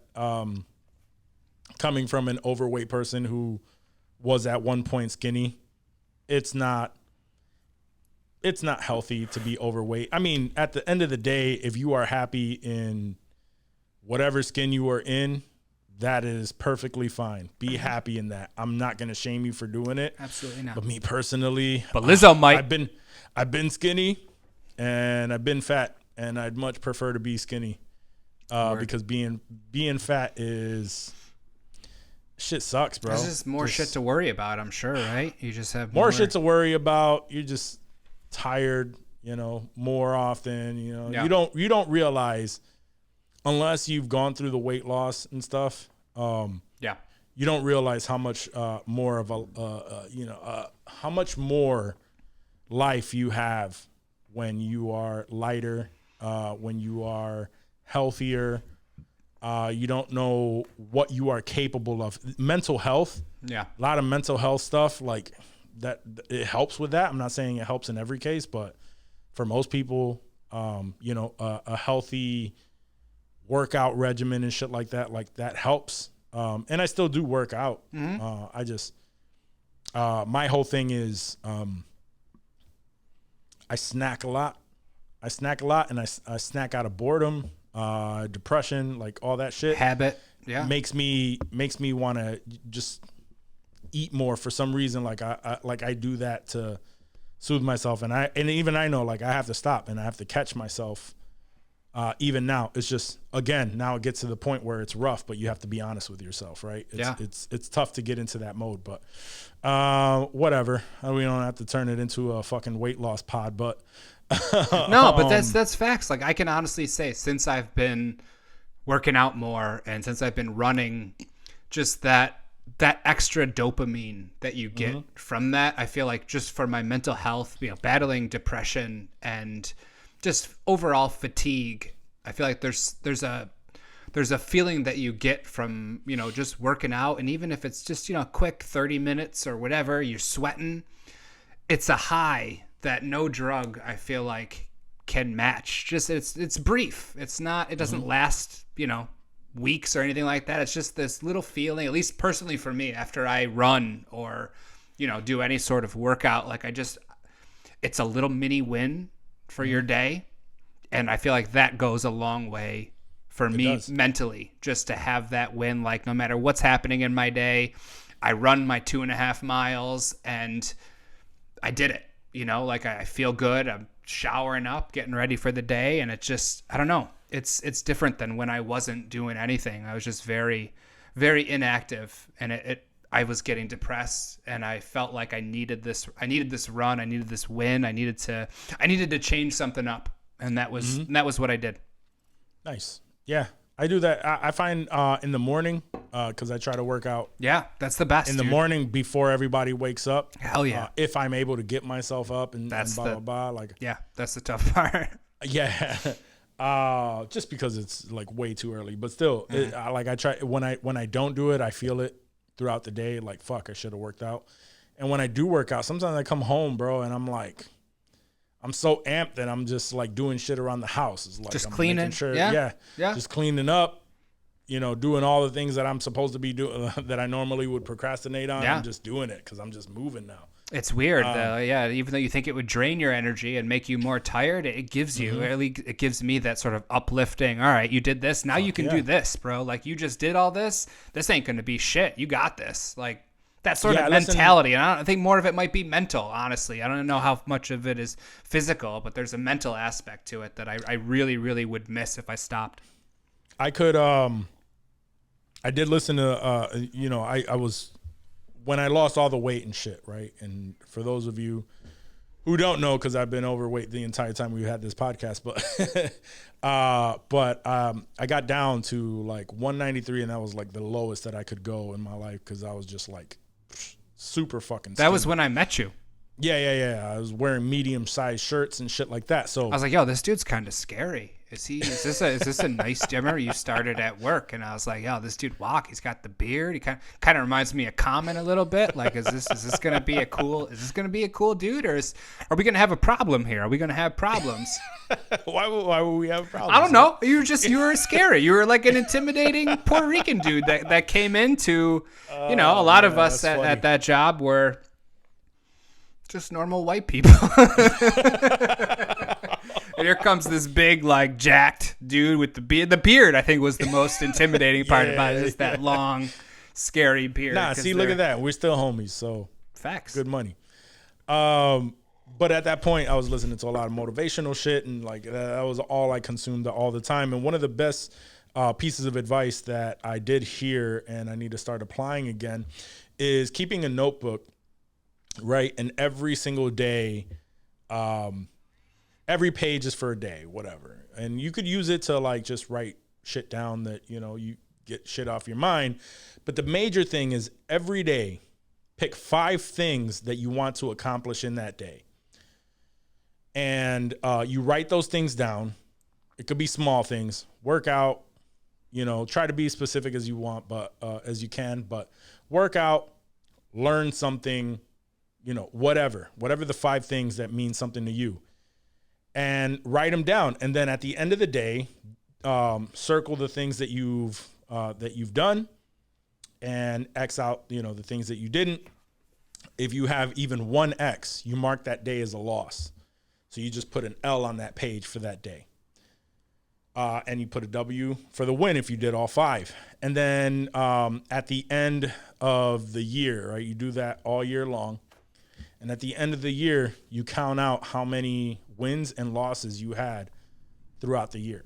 And always the goal is to have more wins and losses. And after a month, once you have the wins for like a month straight and whatnot, Once you mark those as a W and that you have something that's solid, change that one thing out that it's already a habit. You don't have to stop doing that, but now it's a habit, right? You do that for a month or whatever, and that's just to get you in the mode of building that habit. So once you feel like that's down, mark something else and just make sure you get your wins every day.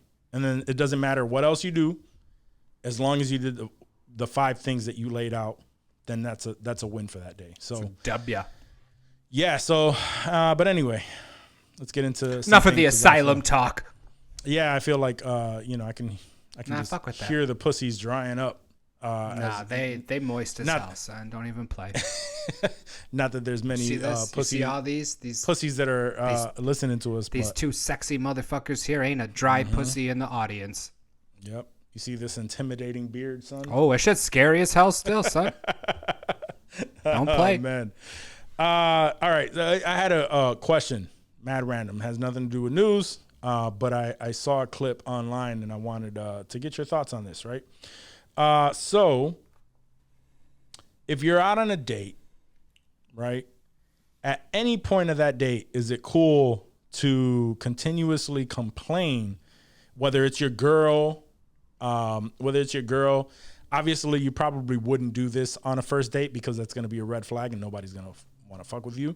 But let's say you and Ash, right? You're engaged. Obviously you've been in a relationship for a long time. Mm-hmm. At any point, is it okay that if you asked your girl out on a date and you complain about the price of like the drink that she purchased or anything like that, like, yo, that $15, yo, don't, you know what I mean? Like, yeah, no, it's fine. You can order it, but can't believe that drink is $15. You know what I mean? Like, and you just keep doing it. Yeah. And so you're like harping on it at that, like you're making a big deal out of it. Okay. Yeah. If you're on a date at any point, even with your girl who is your significant other, would you be complaining about price? Unless it's like something absurd. Like, sure. If she's ordering a $300 fucking bottle, I'll be like, babe, what the fuck are you doing? Well, yeah. Sure. I mean, it's different. I think it's different when you're with somebody, like us and our girls, or Johnny and his lady, and we've all been together so long that I feel like it's definitely okay to bring it up or to make a joke out of it, like, oh, these maybe fucking like drinks. Once. Yeah, absolutely. But to harp on it, to really make a big deal out of it. Yeah. No, like you're ruining the night. Like, why even go out if you're just gonna bitch about the price? We know shit's expensive in the Bay Area.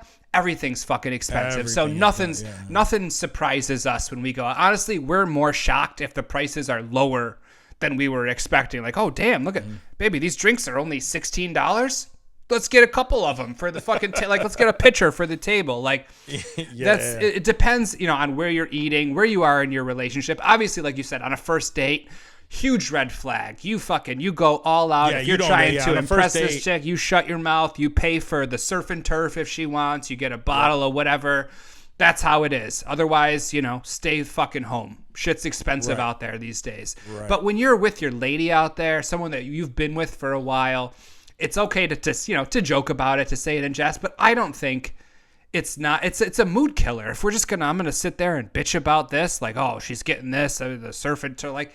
No, that's not okay. I don't think that's okay. You should just go home if that's what's happening. I agree. Even if if first of all, if I'm broke, I'm not asking to go anywhere. Right. Like I can't do it. If you're out, we assume you have the money to be out. Sometimes when you're out, shit's expensive. Yeah, shit's going to be expensive. Facts. And I maybe even internally, if I go, damn. Yeah. That's you have the right internally to be motherfucking that bill and those prices all you want. You just keep that shit down inside. You don't ruin your ladies' night. You don't ruin the evening. You bitch about it, and then you motherfuck yourself on the drive home. Like, we all do that. That's how every night out goes, right? Like, you're motherfucking something inside. Like, motherfuckers. Yeah, it was a clip from Christina P's podcast. Not Your Mom's House. Where my mom's at. Yeah, Where My Mom's At. where she was talking to this young lady who was a friend of hers and whatever, and she was on the podcast, and she was saying that was her thing. She went out with her husband, and her husband would harp on, like, it's an $18 drink. Man, I can't believe that that's an $18 drink. And she kept saying, like, he was like, but he just kept bringing it up. And Christina P is like, oh, you should leave him then, Yeah. 'cause that's a major red flag. Go to Applebee's. They got those fucking $2 margaritas and shit. Whatever, Yeah. like wherever you are, like you go to where you can afford, where you're not going to be bitching, I guess. Yep. If that's your thing, you stay within your means and your budget. Yeah. And of course, the comment section was divided, right? A bunch of people, like I even put up the comment like, no, you can say it in your mind, but don't say it out loud, because then you're just gonna look like a fucking dickhead, which is exactly what happened. Yeah. And somebody responded with, nope, everyone should have the ability to speak their mind. No, not everyone should have the ability to speak their fucking mind. This is the thing with society nowadays, where everyone feels like they are entitled Yeah.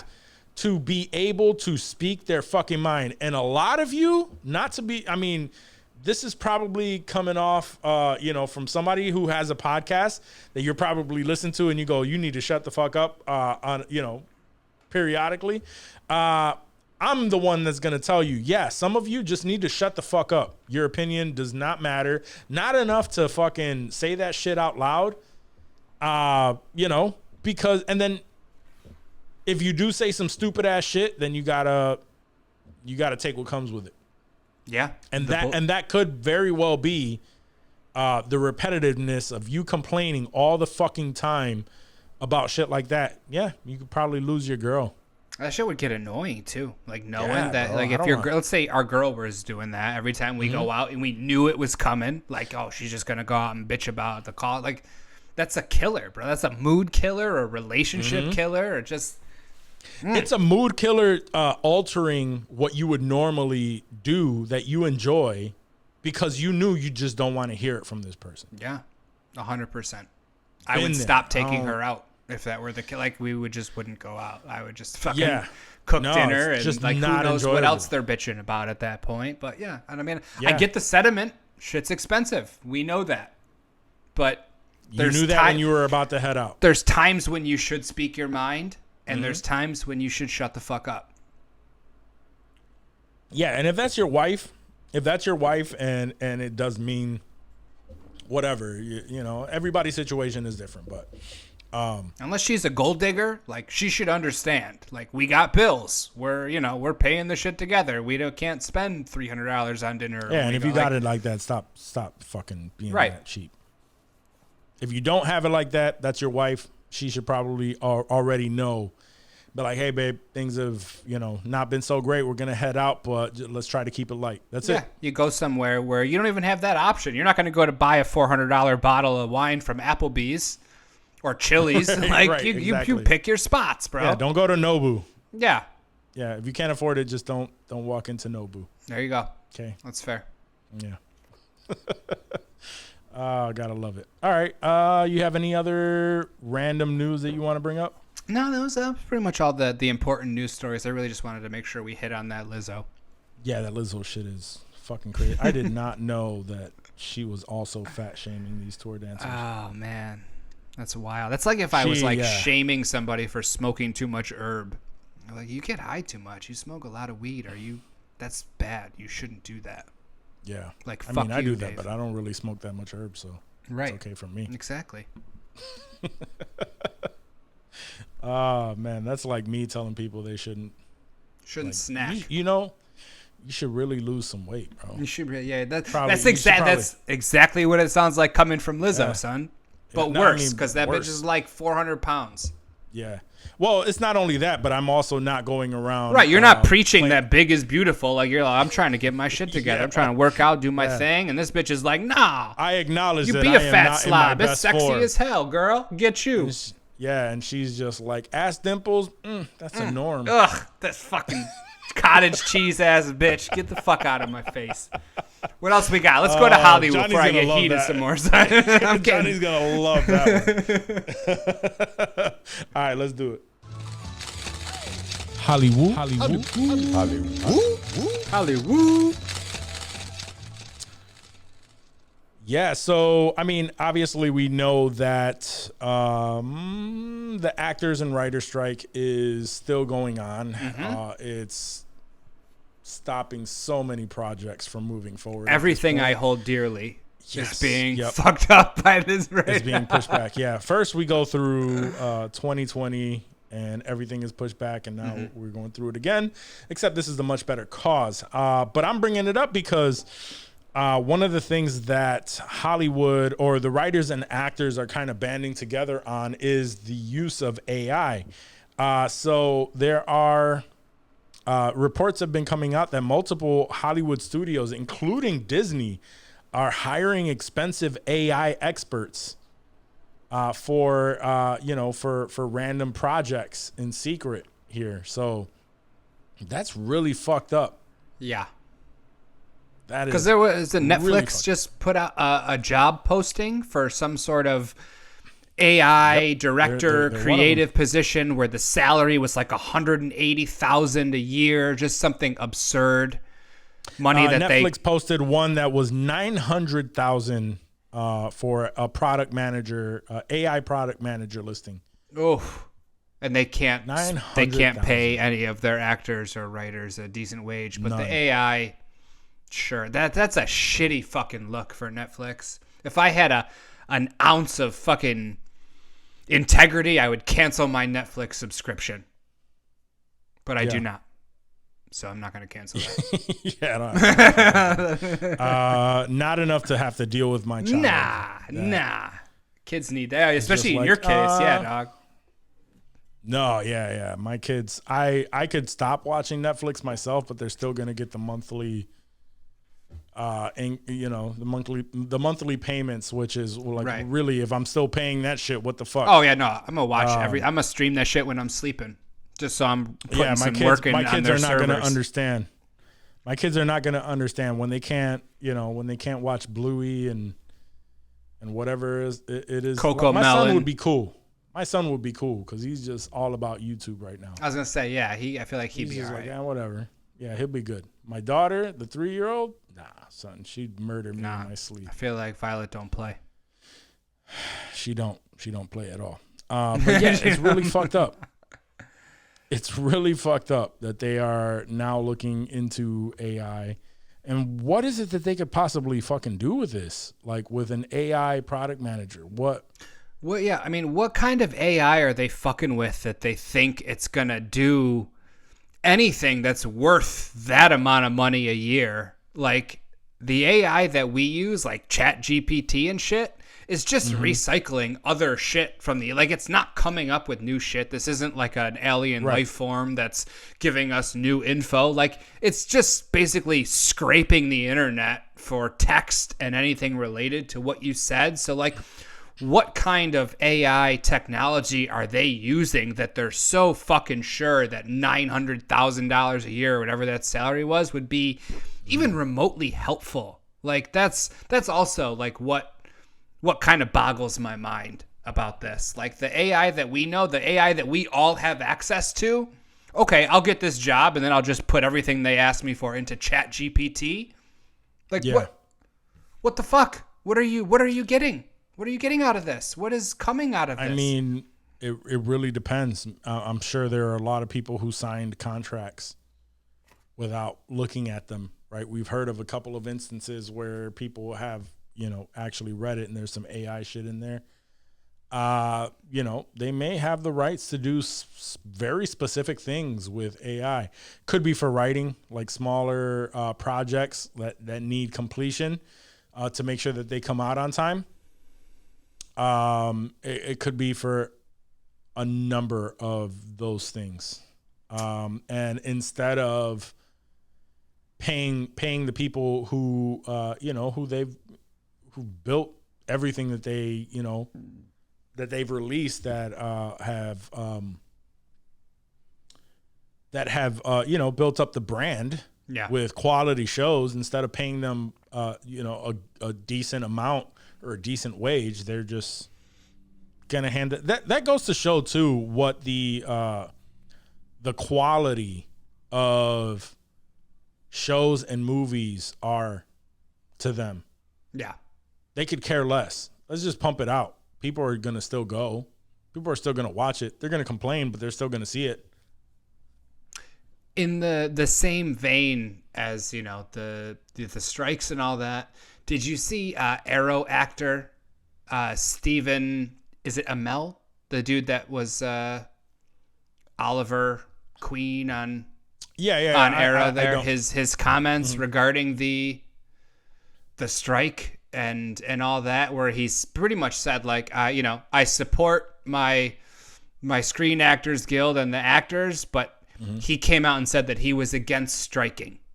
He doesn't feel like it's an effective negotiation tactic, and basically was talking shit about the fact that, SAG and the Writers Guild, they're all on strike right now. How bad does this dude want to fucking have his already shitty career shit the bed? To come out and say, whether you said, just because he said he supported his guild. No, bro, like, everyone's striking. Everyone's taking it on the chin right now. And I don't think striking is a good way to go about negotiation, bro. Shut the fuck up. That's the stupidest thing I've ever heard. He's getting fucking killed from every angle. I was gonna ask the question: if you are an actor, are you automatically a part of SAG? No, there's certain requirements that you need. It's not a lot. The SAG requirements are like, it's something so stupid. Like, if you have a line of dialogue in a movie, if you say something, they have to give you a SAG card at that point. Or if you've been in X amount of pictures as a background actor, you can get a SAG card. Like, it's not, you don't have to do too much to get a SAG card, but you do, there are certain qualifications that do have to be met, which is why a lot of those people that are in SAG are struggling right now, and are getting fucked up by this. The reason why I asked that, right, is because I know there are certain celebrities like Matthew McConaughey and Anne Hathaway that have requested the strike waivers and things of that sort. Yeah. To promote their stuff and just to kind of keep working a little bit. But like Mark Wahlberg, I noticed that during this SAG, during the strike and whatnot, he's on social media, still obviously working. He's posted up videos where he's just saying like, just got off set, or we just wrapped or whatever on this, and he's selling his alcohol. But I couldn't help but notice that he is still working, filming. Yeah, he's still working. Yeah.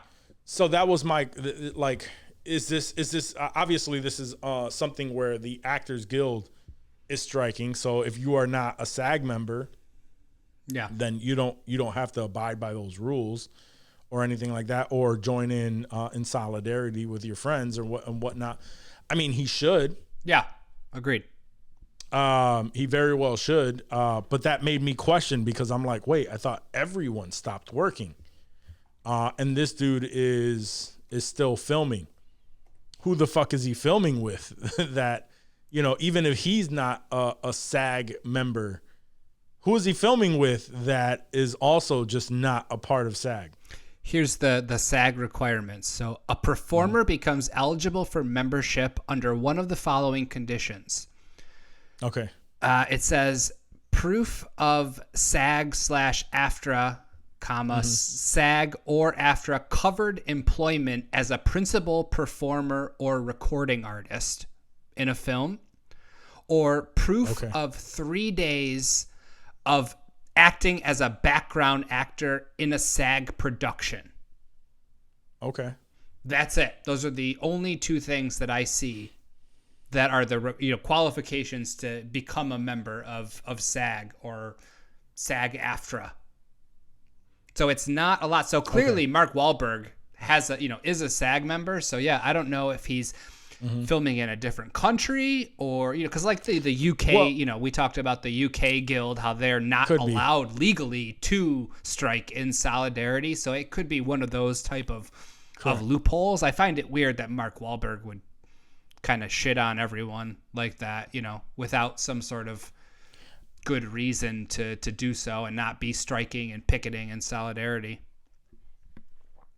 Well, I do see, now that I'm looking into it, it says the union posted a list of 39 projects approved so far for waivers. So there are 39 projects that they okay to continue.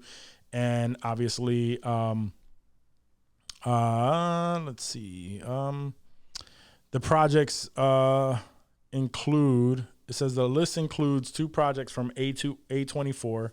Okay. Okay. So independent films. So they approved some independent projects to move forward. Okay. And that makes sense. Yeah. And amongst those are 2 projects from A24 because they're very indie. They're an indie studio, right? Yes. And that's where Mother Mary starring Anne Hathaway and Michaela Cole. Okay. And Death of a Unicorn starring Paul Rudd and Jenna Ortega. That movie sounds funny, by the way. I don't know if you read anything about that, Death of a Unicorn, but I have not. But they're setting to begin shooting in Hungary, so that also makes sense. That's gonna be interesting. I gotta look that. I want to see. For sure. But those are a part of the list of the 39. So there's exceptions. It sounds like there are SAG approved exceptions, which is good that they Here we go. Okay. They vote on them or something. The projects also include The Rivals of Amza King. I don't know. That's with Matthew McConaughey. Flight Risk, starring Mark Wahlberg and directed by Mel Gibson.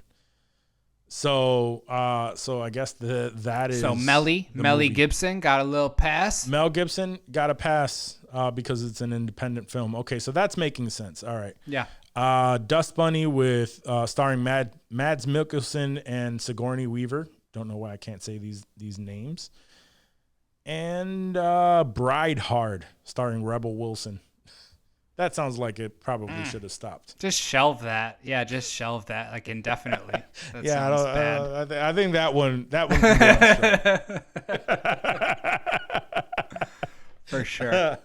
Nothing against Rebel Wilson, but no, I'm sure she's lovely, but it just sounds like a bad idea. Save your money, producers. Bride Hard, yeah. Sounds great. And The Chosen, a TV series about the life of Jesus. Yeah, that one probably should take a little bit. Was that Jim Caviezel? Fucking scumbag. No. Yeah, fuck that guy. I kind of want to watch that movie. Did you see, was it The Rock? The Rock was just got some props for donating the largest amount of money to SAG ever. Like to support everyone I fuck with that. That's striking right now. So The Rock, what would that money go to? Like support, like to pay their bills? I don't know if it was to pay their bills, to provide supplies while they're striking, or how it's going to be dispersed. And I don't even think I saw the amount. It was just called the largest single donation ever given, to them. So I don't know how they disperse it or how it'll be used, but just, props to The Rock for showing up. And someone else just gave a good chunk of money too. I don't remember exactly who it was. I think I saw it on X earlier today. Mm-hmm. It just says that it's a 7-figure donation. God damn. Yeah, which is nice. Word. Yeah, no, that is nice. And I mean, we've been giving The Rock a little shit too. So that's good to see him. Nah, I mean, I've said it before. Like, I give him shit because, and it doesn't. He gives off a very mild-mannered persona. Very positive. Even though you can see how he can be an intimidating person, he can be very business-oriented and no bullshit. You know, you can But see that. is he like Lizzo, where it's one thing in public and then one thing behind the scenes? That's kind of what it's. That's what it seemed like, right? When we talked about him wanting to take over DC and that universe, and him sort of throwing himself into everything like he's the fucking boss. But yeah, I don't know, but I respect for whatever he had given to these, you know, to the SAG-AFTRA strikers. Yeah. I guess it says it doesn't really lay out like what that money would go to. Right. Former person call it arms.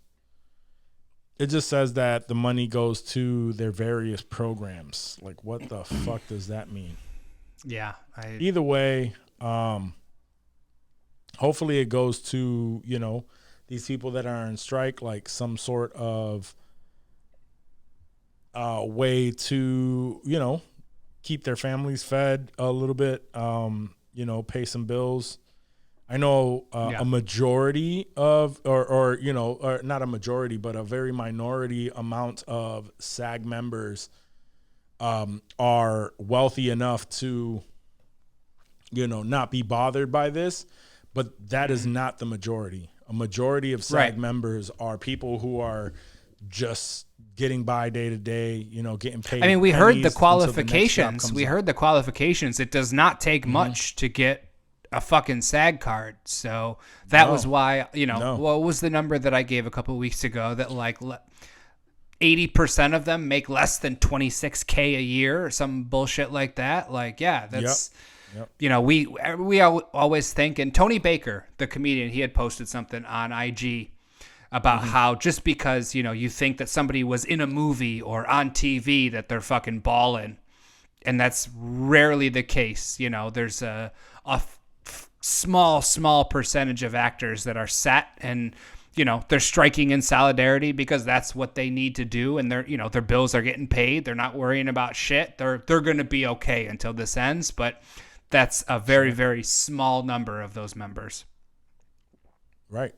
So, I mean, you know, much luck to all of them as this continues going on. I hope that companies or these studios would just fucking stop, you know, looking into paying as much as they are into AI and just fucking pay these people so that everything can get back to where they, with, you know, where we need them to go. It's almost like they'd rather spend that money elsewhere than give it to the people who are helping them. They're looking for any other opportunity to not use these people, but still end up probably spending the same amount of money they would if they paid them just a fucking livable wage. Yep. I mean, a livable wage and, you know, residuals. Yeah. These people that's part of a livable wage. Yeah, absolutely. Absolutely. We talked about it last week, so I wanted to come out and say and confirm now, since then it has been confirmed that Spider-Man Beyond the Spider-Verse, which is next year's, it was supposed to come out next year. It is now on hold, or it's delayed indefinitely as the strike continues. It's affected by SAG. So the part 2 to the Spider-Man Across the Spider-Verse is now, so that is confirmed because I know we were talking about that. Yeah, it sucks, bro. Yep. But you should be able to watch that soon. So watch that first half, and then you'll really be upset. I'm gonna fuck with it as soon as it drops for sure. I haven't been to that. I mean, I saw Oppenheimer. I know. I saw Oppenheimer in the theater, and that was the last. How was that? Last thing I've been. Have you been yet? Were you able to get to see it yet? No. Nope. I almost today. Today was almost a situation where I was gonna, you know, it's an Oppenheimer day. It was almost a situation where I like took it upon myself to go watch this on my own, but I enjoyed it. I went with my sister while she was here visiting because I didn't think it would be really a movie that Ash was into. Sure. It was long. It was a long movie. It was a 3-hour movie, but it wasn't it wasn't checking your watch long, checking the time long. It wasn't one of those where it felt long, which is always a good sign. Yeah. You know, the cinematography, the writing, everything was great. I just don't think I wouldn't put Oppenheimer in my top 3 Nolan movies. Probably not even my top 5 Nolan movies. I didn't assume that was gonna happen for me either.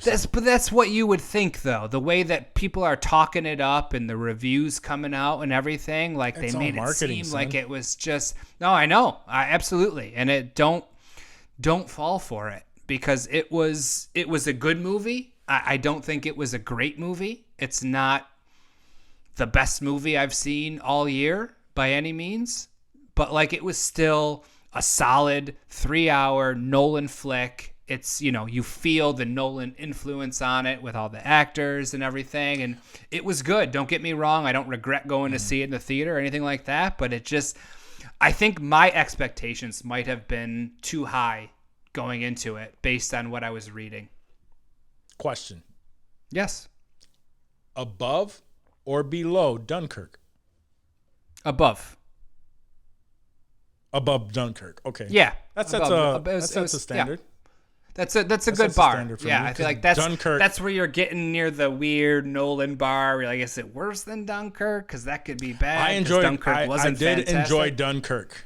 It was okay. I did enjoy Dunkirk. It was same way. It was a great film. It was sound technically, which you would expect from Nolan. Again, Dunkirk I saw in theater and was happy that I saw that in theater because I was able to engulf myself in that. Absolutely. And Oppenheimer is the same thing. You know, I'm not a big theater guy, but it would not have been the same if I were watching it, you know, on the Plex or digitally at home, which I love to do. Sure. You know that. I knew that Oppenheimer was a movie where to get the most out of it, to make it the best that it could be, I needed to go to a theater. I saw it in the 70 millimeter, like the original IMAX 70 millimeter, which I wasn't sure at the time if that was really how it was meant to be seen or if it was like a sort of dumbed down version of it. Because the way Johnny explained it, he made it seem like the only, there's a handful of theaters in the country that have true 70 millimeter IMAX. And apparently that's not the case. So the 70 millimeter was nice. I don't think it would have made that much of a difference, honestly, but I wanted to give it every chance to really fucking to shine. And like I said, it was a very good movie. I don't regret a second of it, but it wasn't an Interstellar, it wasn't a Tenet, it wasn't a Dark Knight. Like those are what I think of. Those are the top Nolan movies when I think of it, and I was expecting more of that, but in retrospect, I shouldn't have, because knowing the story, that's not an Inception story. That's not a Tenet story. You know what I'm saying? Like my expectations were too high based on what I had read and all the hype around Barbenheimer and all that. Okay. Yeah. And I completely agree. I thought it's all hype because you made the comment of, oh, you go to see, Marvel movies, but you haven't seen this yet, son. The reason why I go see Marvel movies is because I don't want them spoiled. Yeah, that's why I go to see them day We one. know what happens in Oppenheimer. There's no way it can be spoiled. Right. That's what. That is mainly why I go to see it. Like I have to see it week 1 or day 1, day 2. You're like it has to be within the first week. If I gave you shit, don't want spoilers. If I gave you shit, it wasn't because you fuck with the Marvel movies day one. It was because I know that Nolan is your boy. That was probably the reason I gave you shit. And if Tarantino dropped something, I'm going to be there week 1. You know what I'm saying? I am making it to the theater. I am making it to the theater to watch this. So yeah, time's ticking. So, but yeah. Just on other news, as we move forward off of Oppenheimer, actor Kevin Spacey cleared on all charges of sexual assault. What do you think? That's great for him, but I feel like the damage has been done at this point, you right? Think so? Like that was my question. I feel so. That was my question. Like it's a little. it's a little too late. It's sort of who recently just got what's his face from Rick and Morty? Justin Roiland also got cleared of whatever bullshit, but still they're recasting him for everything voice he's ever fucking done. He's not doing any more Johnny projects. Depp. Like what? Johnny Depp. Oh, I thought you were gonna say Johnny Depp was I'm taking over for Justin Roiland. I was like, what the fuck is happening? No, I'm talking about like Johnny Depp is a much bigger name that has gone through all of this. We saw the court cases, on socials, like everyone watched the court cases and everything. He was cleared. I haven't seen a single fucking thing that talks about Johnny Depp, being cast as anything. There's small they're little striking, projects. so there's not a whole lot he's for sure. But that was what, last year? Was that earlier this year? Was it last year? Let's see. When was but I mean, even since then, I haven't heard anything. Yeah. No, I mean, what was, honestly, but Johnny Depp has money, bro. Like he doesn't need to do. He can be picky and choosy. Like this, he's one of that small percentage of SAG actors that the strike probably isn't fucking with because he's. Oh, I'm not talking about. I'm not talking about the SAG shit, but I'm talking about the Amber Heard. Didn't they want him back for Jack Sparrow? And he told Disney to go fuck with themselves because they wouldn't fuck with him when the shit hit the fan.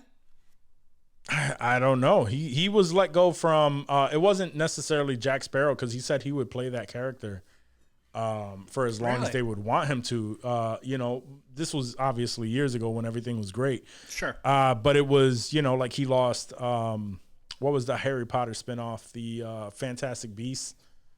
That was the main one that he had lost that role, and they recast him. Mads Mikkelsen, gave it to Mads Mikkelsen. But I'm just saying, like in general, I haven't heard any talks of him being cast in anything new. Yeah.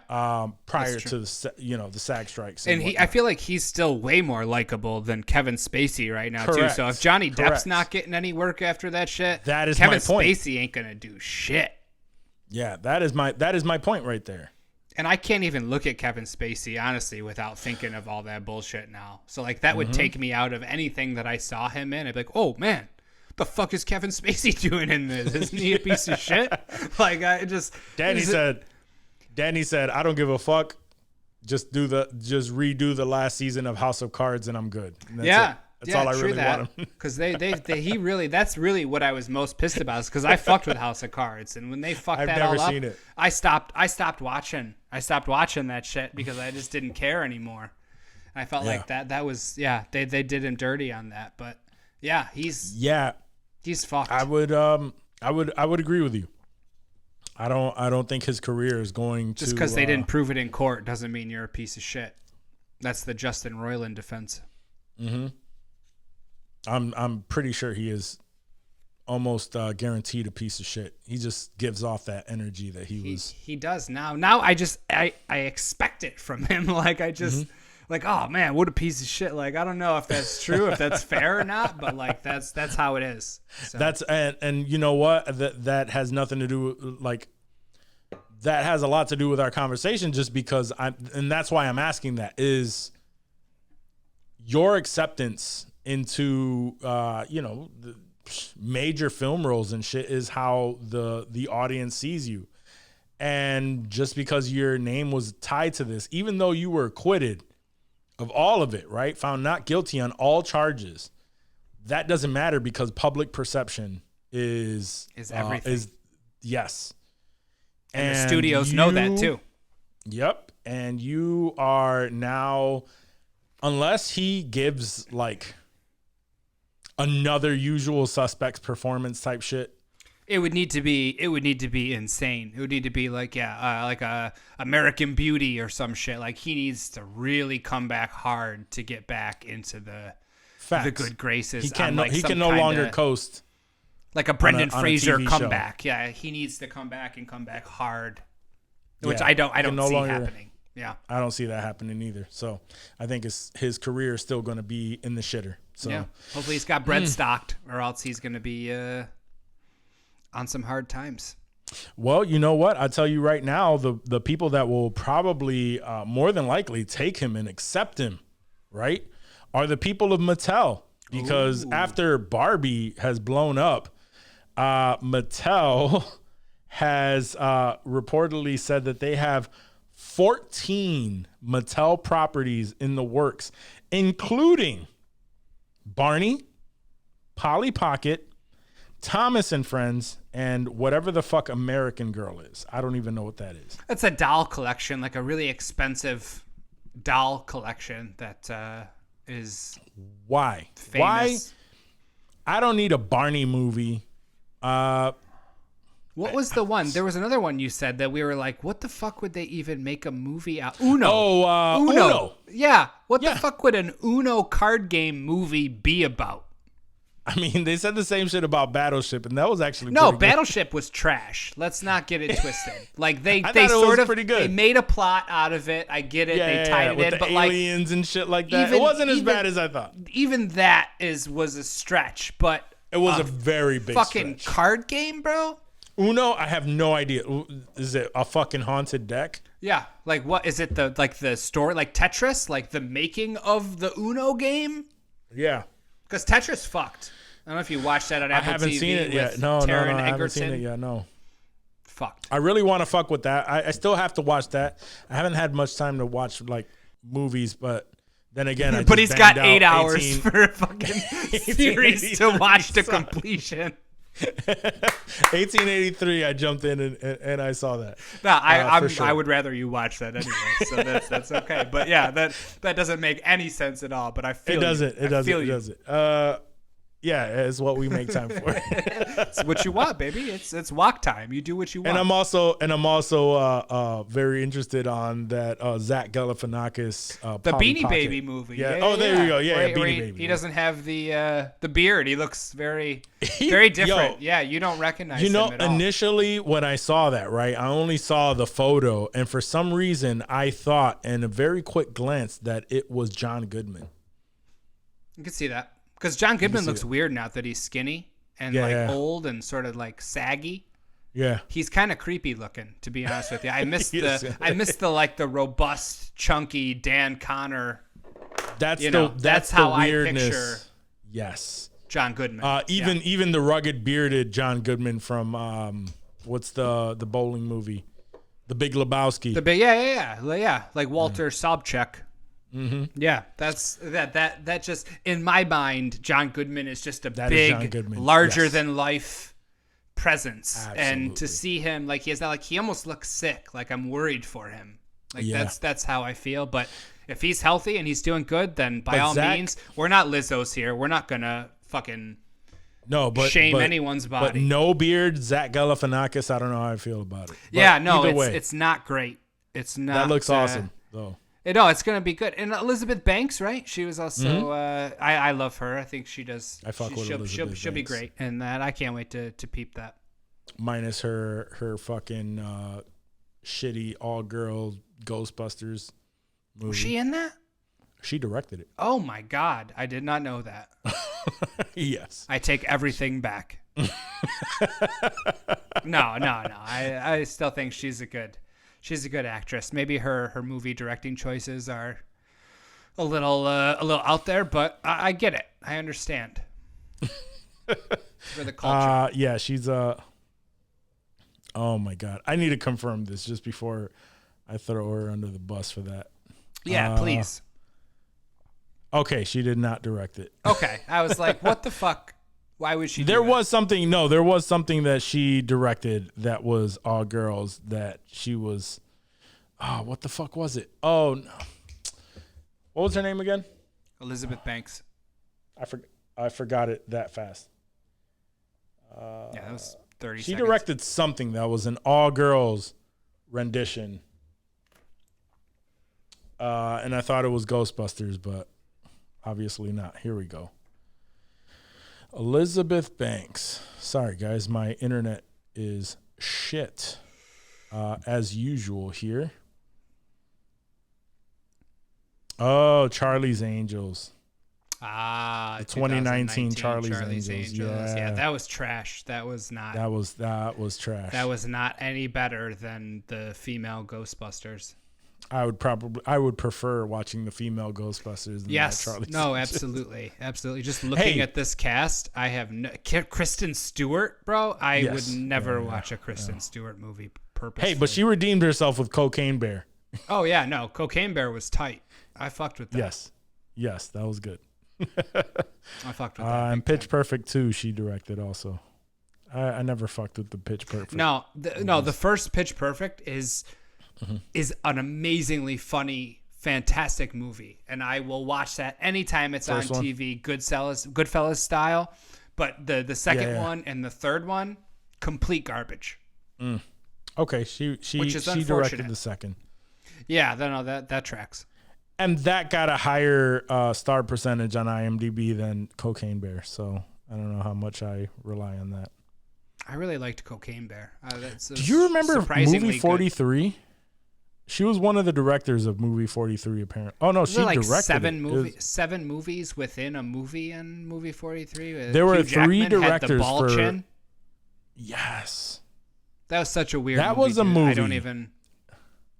Bro, I don't know why. I think I saw it. It was it was a Blockbuster rental. Didn't know what it was. Saw all of the names attached. Was like, all right, cool. You know, I'm gonna rent this. I don't know what it's about. Whatever. And saw the movie, and although it was weird, I felt like I just like laughed so hard throughout that fucking movie, and those were different times. Those were surprisingly different times. good. When did that drop? You don't know what 2013. you're picking up when you're going to a movie store. Like whatever you pick, you're sticking with those choices. You can't just stop it and start streaming something else. Like you got that movie for at least 24 hours till you bring it back and get something else. So like, I feel like it's a different mindset. It's a different vibe when you're renting something versus streaming. There's more leeway, obviously, when you're streaming. Yeah. That was 10 years ago. Was Blockbuster around in 2013? Shit. I feel like they weren't. This is when it dropped, so maybe I was lying completely. Yeah, maybe you just went Yeah, out of your way downloaded to it. watch it. Yeah, you download, and I just think that's what downloaded I it. did. I feel like I downloaded even Movie better. 43 because I was big into torrenting, like a decade ago. That was all I knew. There wasn't like I didn't know how to fuck with shit. the Plex or anything like that. I never even realized until right now, because like the trailer is playing. The one there's a mini movie in there where the parents are behaving like the kid, and it's like really embarrassing, and the parents are what's his name, Lieb Schreiber and what the fuck is her name, and Emma Stone. Is that with Jeremy Allen White? Yeah, the kid is fucking the dude from The Bear. Yeah, Jeremy Allen White. Yeah. Is that I don't that's fucking one of know the his real name. stories that I remember from that movie, and then Yeah. Hugh Jackman with the ball sack chin. Yeah, the ball sack chin is the one that sticks just out, fucking obviously. got me, Yeah, son. the most. That, and I remember the one where they had to shit their fucking pants, and I don't remember that. no, I think it was so traumatic. I blocked a lot of it out. I was like, "This is not." it was Chris, the fucking Christopherson. definitely not. Definitely not Chris Christopherson. Where the fuck is the name? Chris Kattan? No. The real life couple at the time, Star-Lord. Oh, Chris Pratt. Yeah, Chris Pratt and Anna Faris. They had this whole thing where I believe like they were holding it in to see how long they could, like it was this weird fucking thing. That's probably why they got divorced. Probably. All right. Movie 43. Movie 43. Love it. Love it. Do you though? Oh shit! I don't see the record because normally it shows the time in the top of the of the StreamYard. Yeah, that's why, because I He's never not hit record. So guys, if you do not get this episode, this is why. And I'm This is talking why. to no one Yeah, because of that. same. Same. Let's see. I think that's all I really have. Do you have anything that you want to add to this stellar conversation?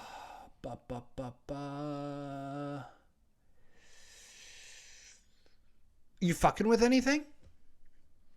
Obviously, we mentioned it before on the episode right now. Currently, I'm riding off of the back of You're Fucking With 1883. I just finished 1883, which is the prequel to Yellowstone. One of the prequels to Yellowstone. One of the prequels, and I just started 1923. 1923, yes. Good. Yeah, so Helen that's- Mirren, some Harrison Ford in that bitch. They're bringing it. Yes, they're bringing it. Bringing it. 1883 had a lot of nice little cameos with Tom Hanks and Rita Wilson. fucking Billy Bob Thornton. Billy Bob which I Thornton didn't was know. a badass. Yeah. Yeah, it's just a really good. For those of you who have not seen Yellowstone, we were very hesitant. We all on were watching Yeah, Yellowstone. We all were. Johnny's still very. I think hesitant. my girl talked me into watching Yellowstone. I started fucking with it. Oh no. She was starting to tell me, yo, you really need to watch Yellowstone, this, that, and the third. And I was hesitant on it. And I think you started fucking with it first. Yep. You're like, no, dude, you really need to fuck with some It's Yellowstone. tight. Yeah. Yep. Yeah. So Because we were on a Kevin Costner thing. Y'all weren't fucking with Kevin Costner. I was like, nah, Kevin Costner be fucking. And that started. I feel like that was a whole thing. So Yellowstone, 1883, 1923, all shows by Taylor Sheridan. yes. In Yellowstone, Taylor Sheridan was the badass rodeo dude that was touring with some of the Yellowstone animals. Is that because he was in In he's 1883, yeah, he was the bearded dude that ran. He lived in the area where they were traveling the Oregon Trail and helped him out a little bit. He is the writer. He directed at least some of those episodes, but definitely the writer and creator of all three of those series. Okay. He has a new series that just came out within the last couple of weeks on Peacock called Special Ops Lioness. I started watching that last night with Ash because we figured, hey, this dude's been banging out series after series that's been fire.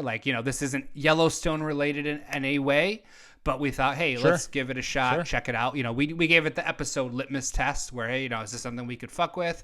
And we watched the first episode, and it was dope. So we watched the second one. Awesome. Third one. Okay, now we're hooked. They only have 3 episodes that dropped from this series so far.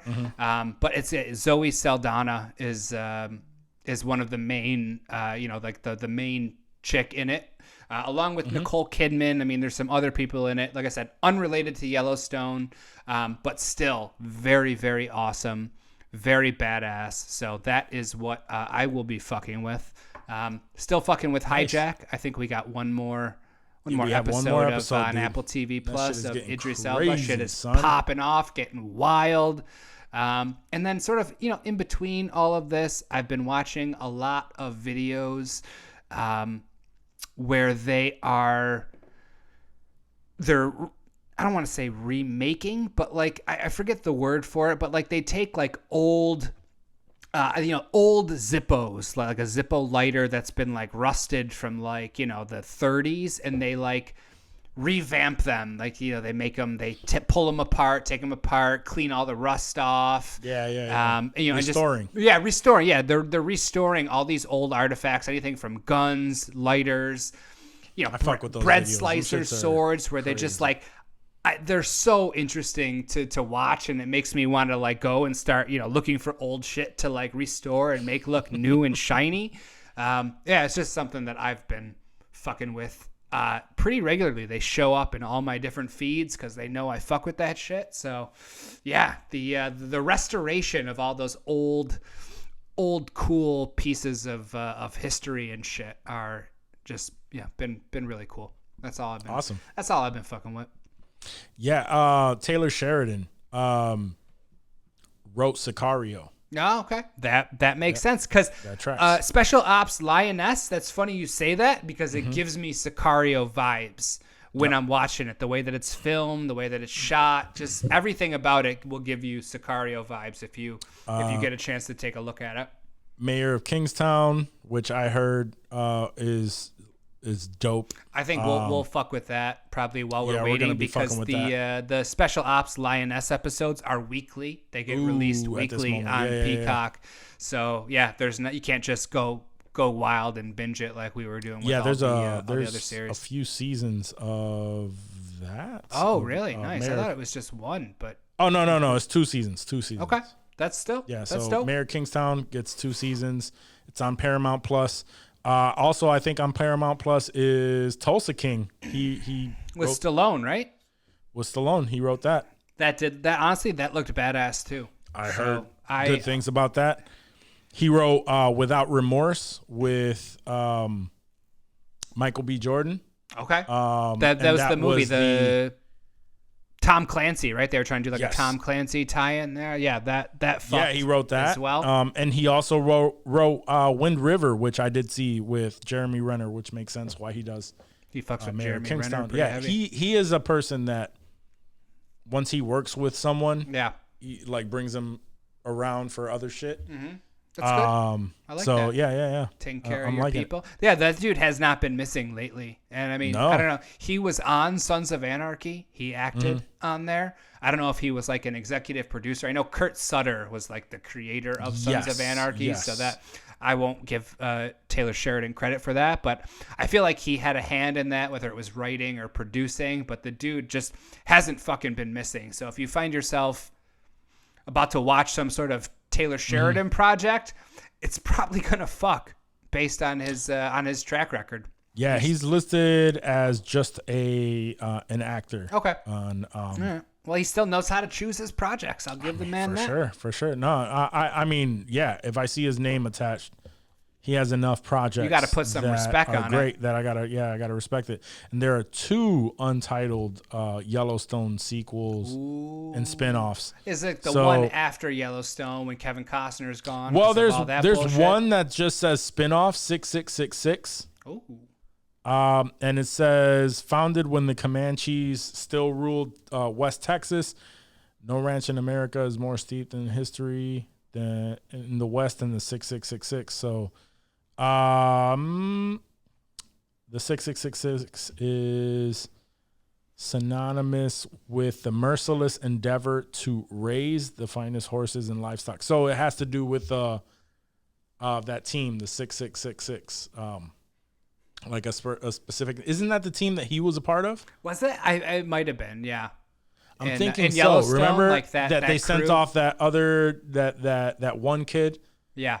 The kid that they sent down to Texas to turn into a cowboy, right? Yeah. I think that was the team that he joined. So That was one that's of a the best spinoff. stories in that show. So I would fuck with. Like I said, what about a Yellowstone show that was like the Dutton family, but it was in the future? It was like the year 2090 or something crazy like that, or 2100, where it was like That would be way in wild. the future of the Dutton. Yeah.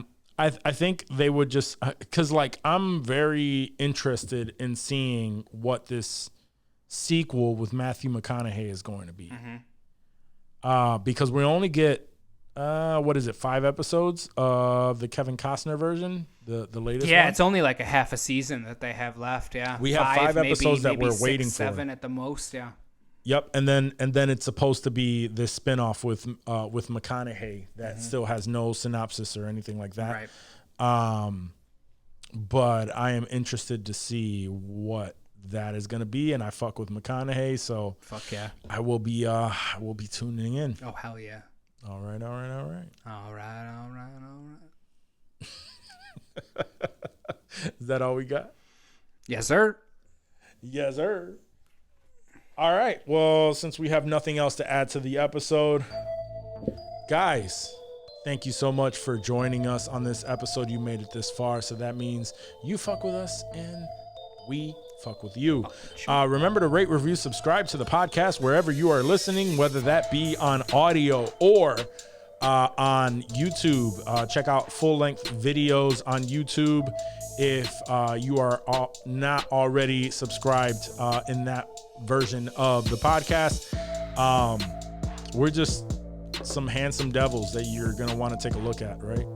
Always doing weird ass shit in the background that maybe you should catch. But and also, if you want to cop some merch like this insensitive culture t-shirt that we're both rocking some merch today. If you want to rock some merch like this and you want to support us financially, please go to insensitivemerch.com. Stay drippy with Drippy. But other than that, we appreciate you for supporting us. Thank you. We'll catch you next week. We love you. Peace.